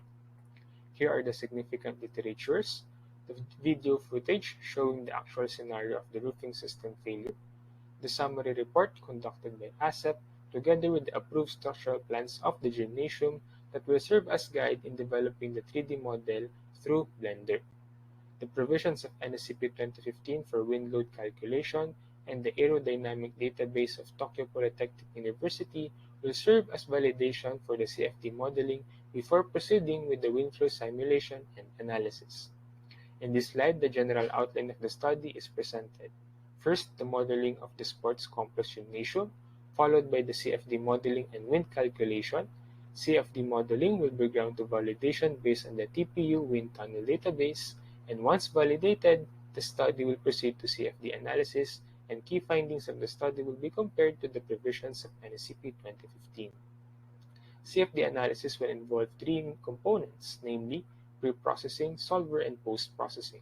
Pre-processing will involve the modeling of the gymnasium through Blender, a 3D modeling software that can be exported to OpenFOAM for mesh generation. Mesh creation and refinement will be established the corresponding regions and surfaces of the generated model. Initial boundary conditions will be established in incorporating a steady-state condition. After setting up these conditions, corresponding solution methods and convergence criteria will also be established. Through simulation, wind flow and pressure distribution will be identified and will undergo monitoring for calibration and further refinements. Lastly, after simulating and analyzing the results, visualization and corresponding profiles will be developed. To end my presentation, here is my updated Gantt chart. I've already worked on the draft of chapters 1, 2, and 3, and currently consolidating my related literatures. I also started preparing the submission of manuscript and familiarized myself with Blender and OpenFOAM. I plan to start the modeling of the gymnasium and proceed with the initial parameters by January. Thank you very much. Thank you, Mr. Martinez, for your presentation. Kindly share na lang yung slides and turn on your camera para makapag-proceed tayo on the Q&A portion. So we'll be soliciting questions from our fellow faculty members and even to our participants here, so who might be curious about your research. Sige. Okay, sige. Let me just offer one question.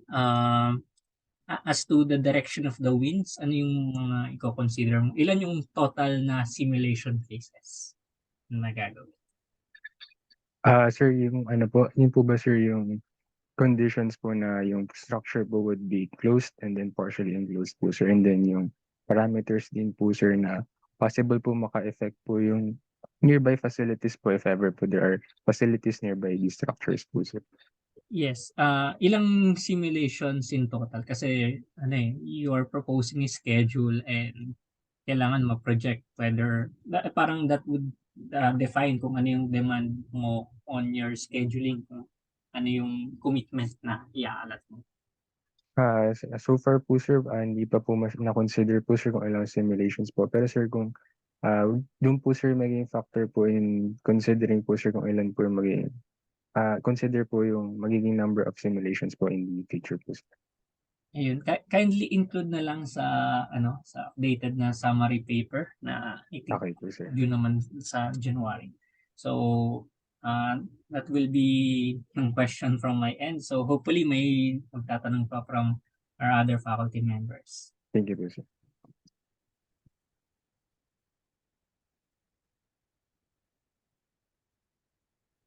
Okay. Sige, mag-shift ka lang muna ng slides from Okay. one slide to another.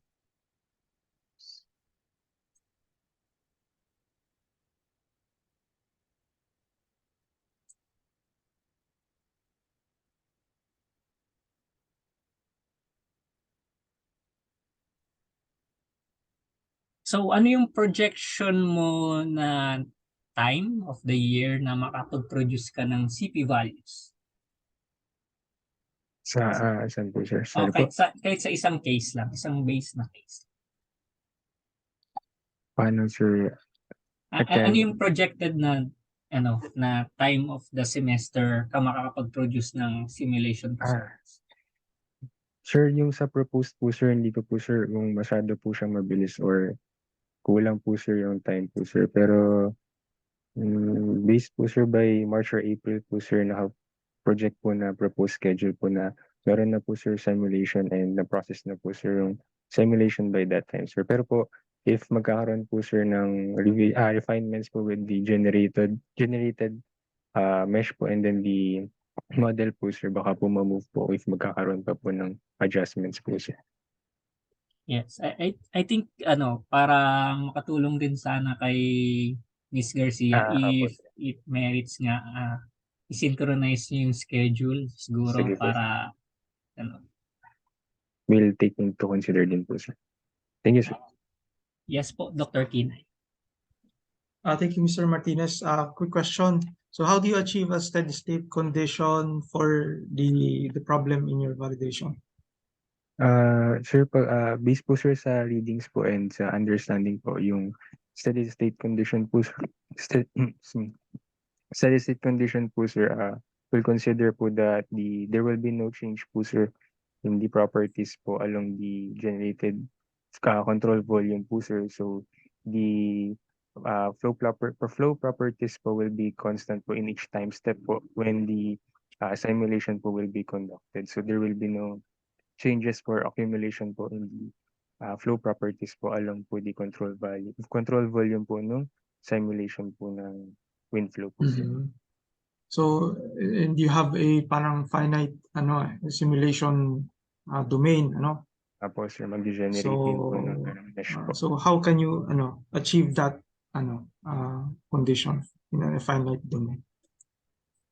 Sir, hindi pa po masyado sir familiar po pero going through that process po sir. Pero ang pagkakaintindi ko po sir nga po is magiging constant po sir yung flow variables po using po the working equations po sir in the simulation po sir. Pero we'll consider din po sir kung paano po siya i-apply po once i-integrate na po siya, i-apply na po siya with the open po sir. Okay. Thank you po sir. Thank you. Thank you, Dr. Kinay, for your question. Masasagot naman lahat yan once we conducted yung workshop on OpenFOAM. So look forward to that. I think next week is scheduled yun. Okay po. As to the question and answer portion, I think that wraps up our question and answer portion. And that also concludes our first day of the final presentations for CE 190. Hopefully to commemorate the event again, let us all turn on yung cameras natin and siguro smile pa rin tayo regardless sa camera kahit na naging long day ito for most of us. So, ayan, celebratory mood naman. Konting yehey naman dyan. And heart reacts. Yehey, yes.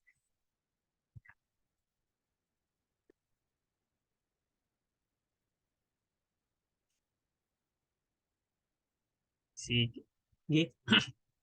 So again, I congratulate you all for making it this far to have presented your proposal presentation, and looking forward nga sa susunod na semester, and makikita nga naman natin na lahat ng pinlano nyo or pinropose nyo will come into fruition, and sana maging worthwhile ang inyong research experience. And speaking of worthwhile, let us all smile for the camera. So I'll take a photo on my cue. 1, 2, 3. So thank you all for participating in today's event, and hopefully maka-attend pa rin tayo to watch the other presenters on the following weeks para to give support din naman sa kanila. Thank you all for attending, and that wraps up our session for today. Thank you, sir. Thank you po. Thank you po. Thank you, sir. po.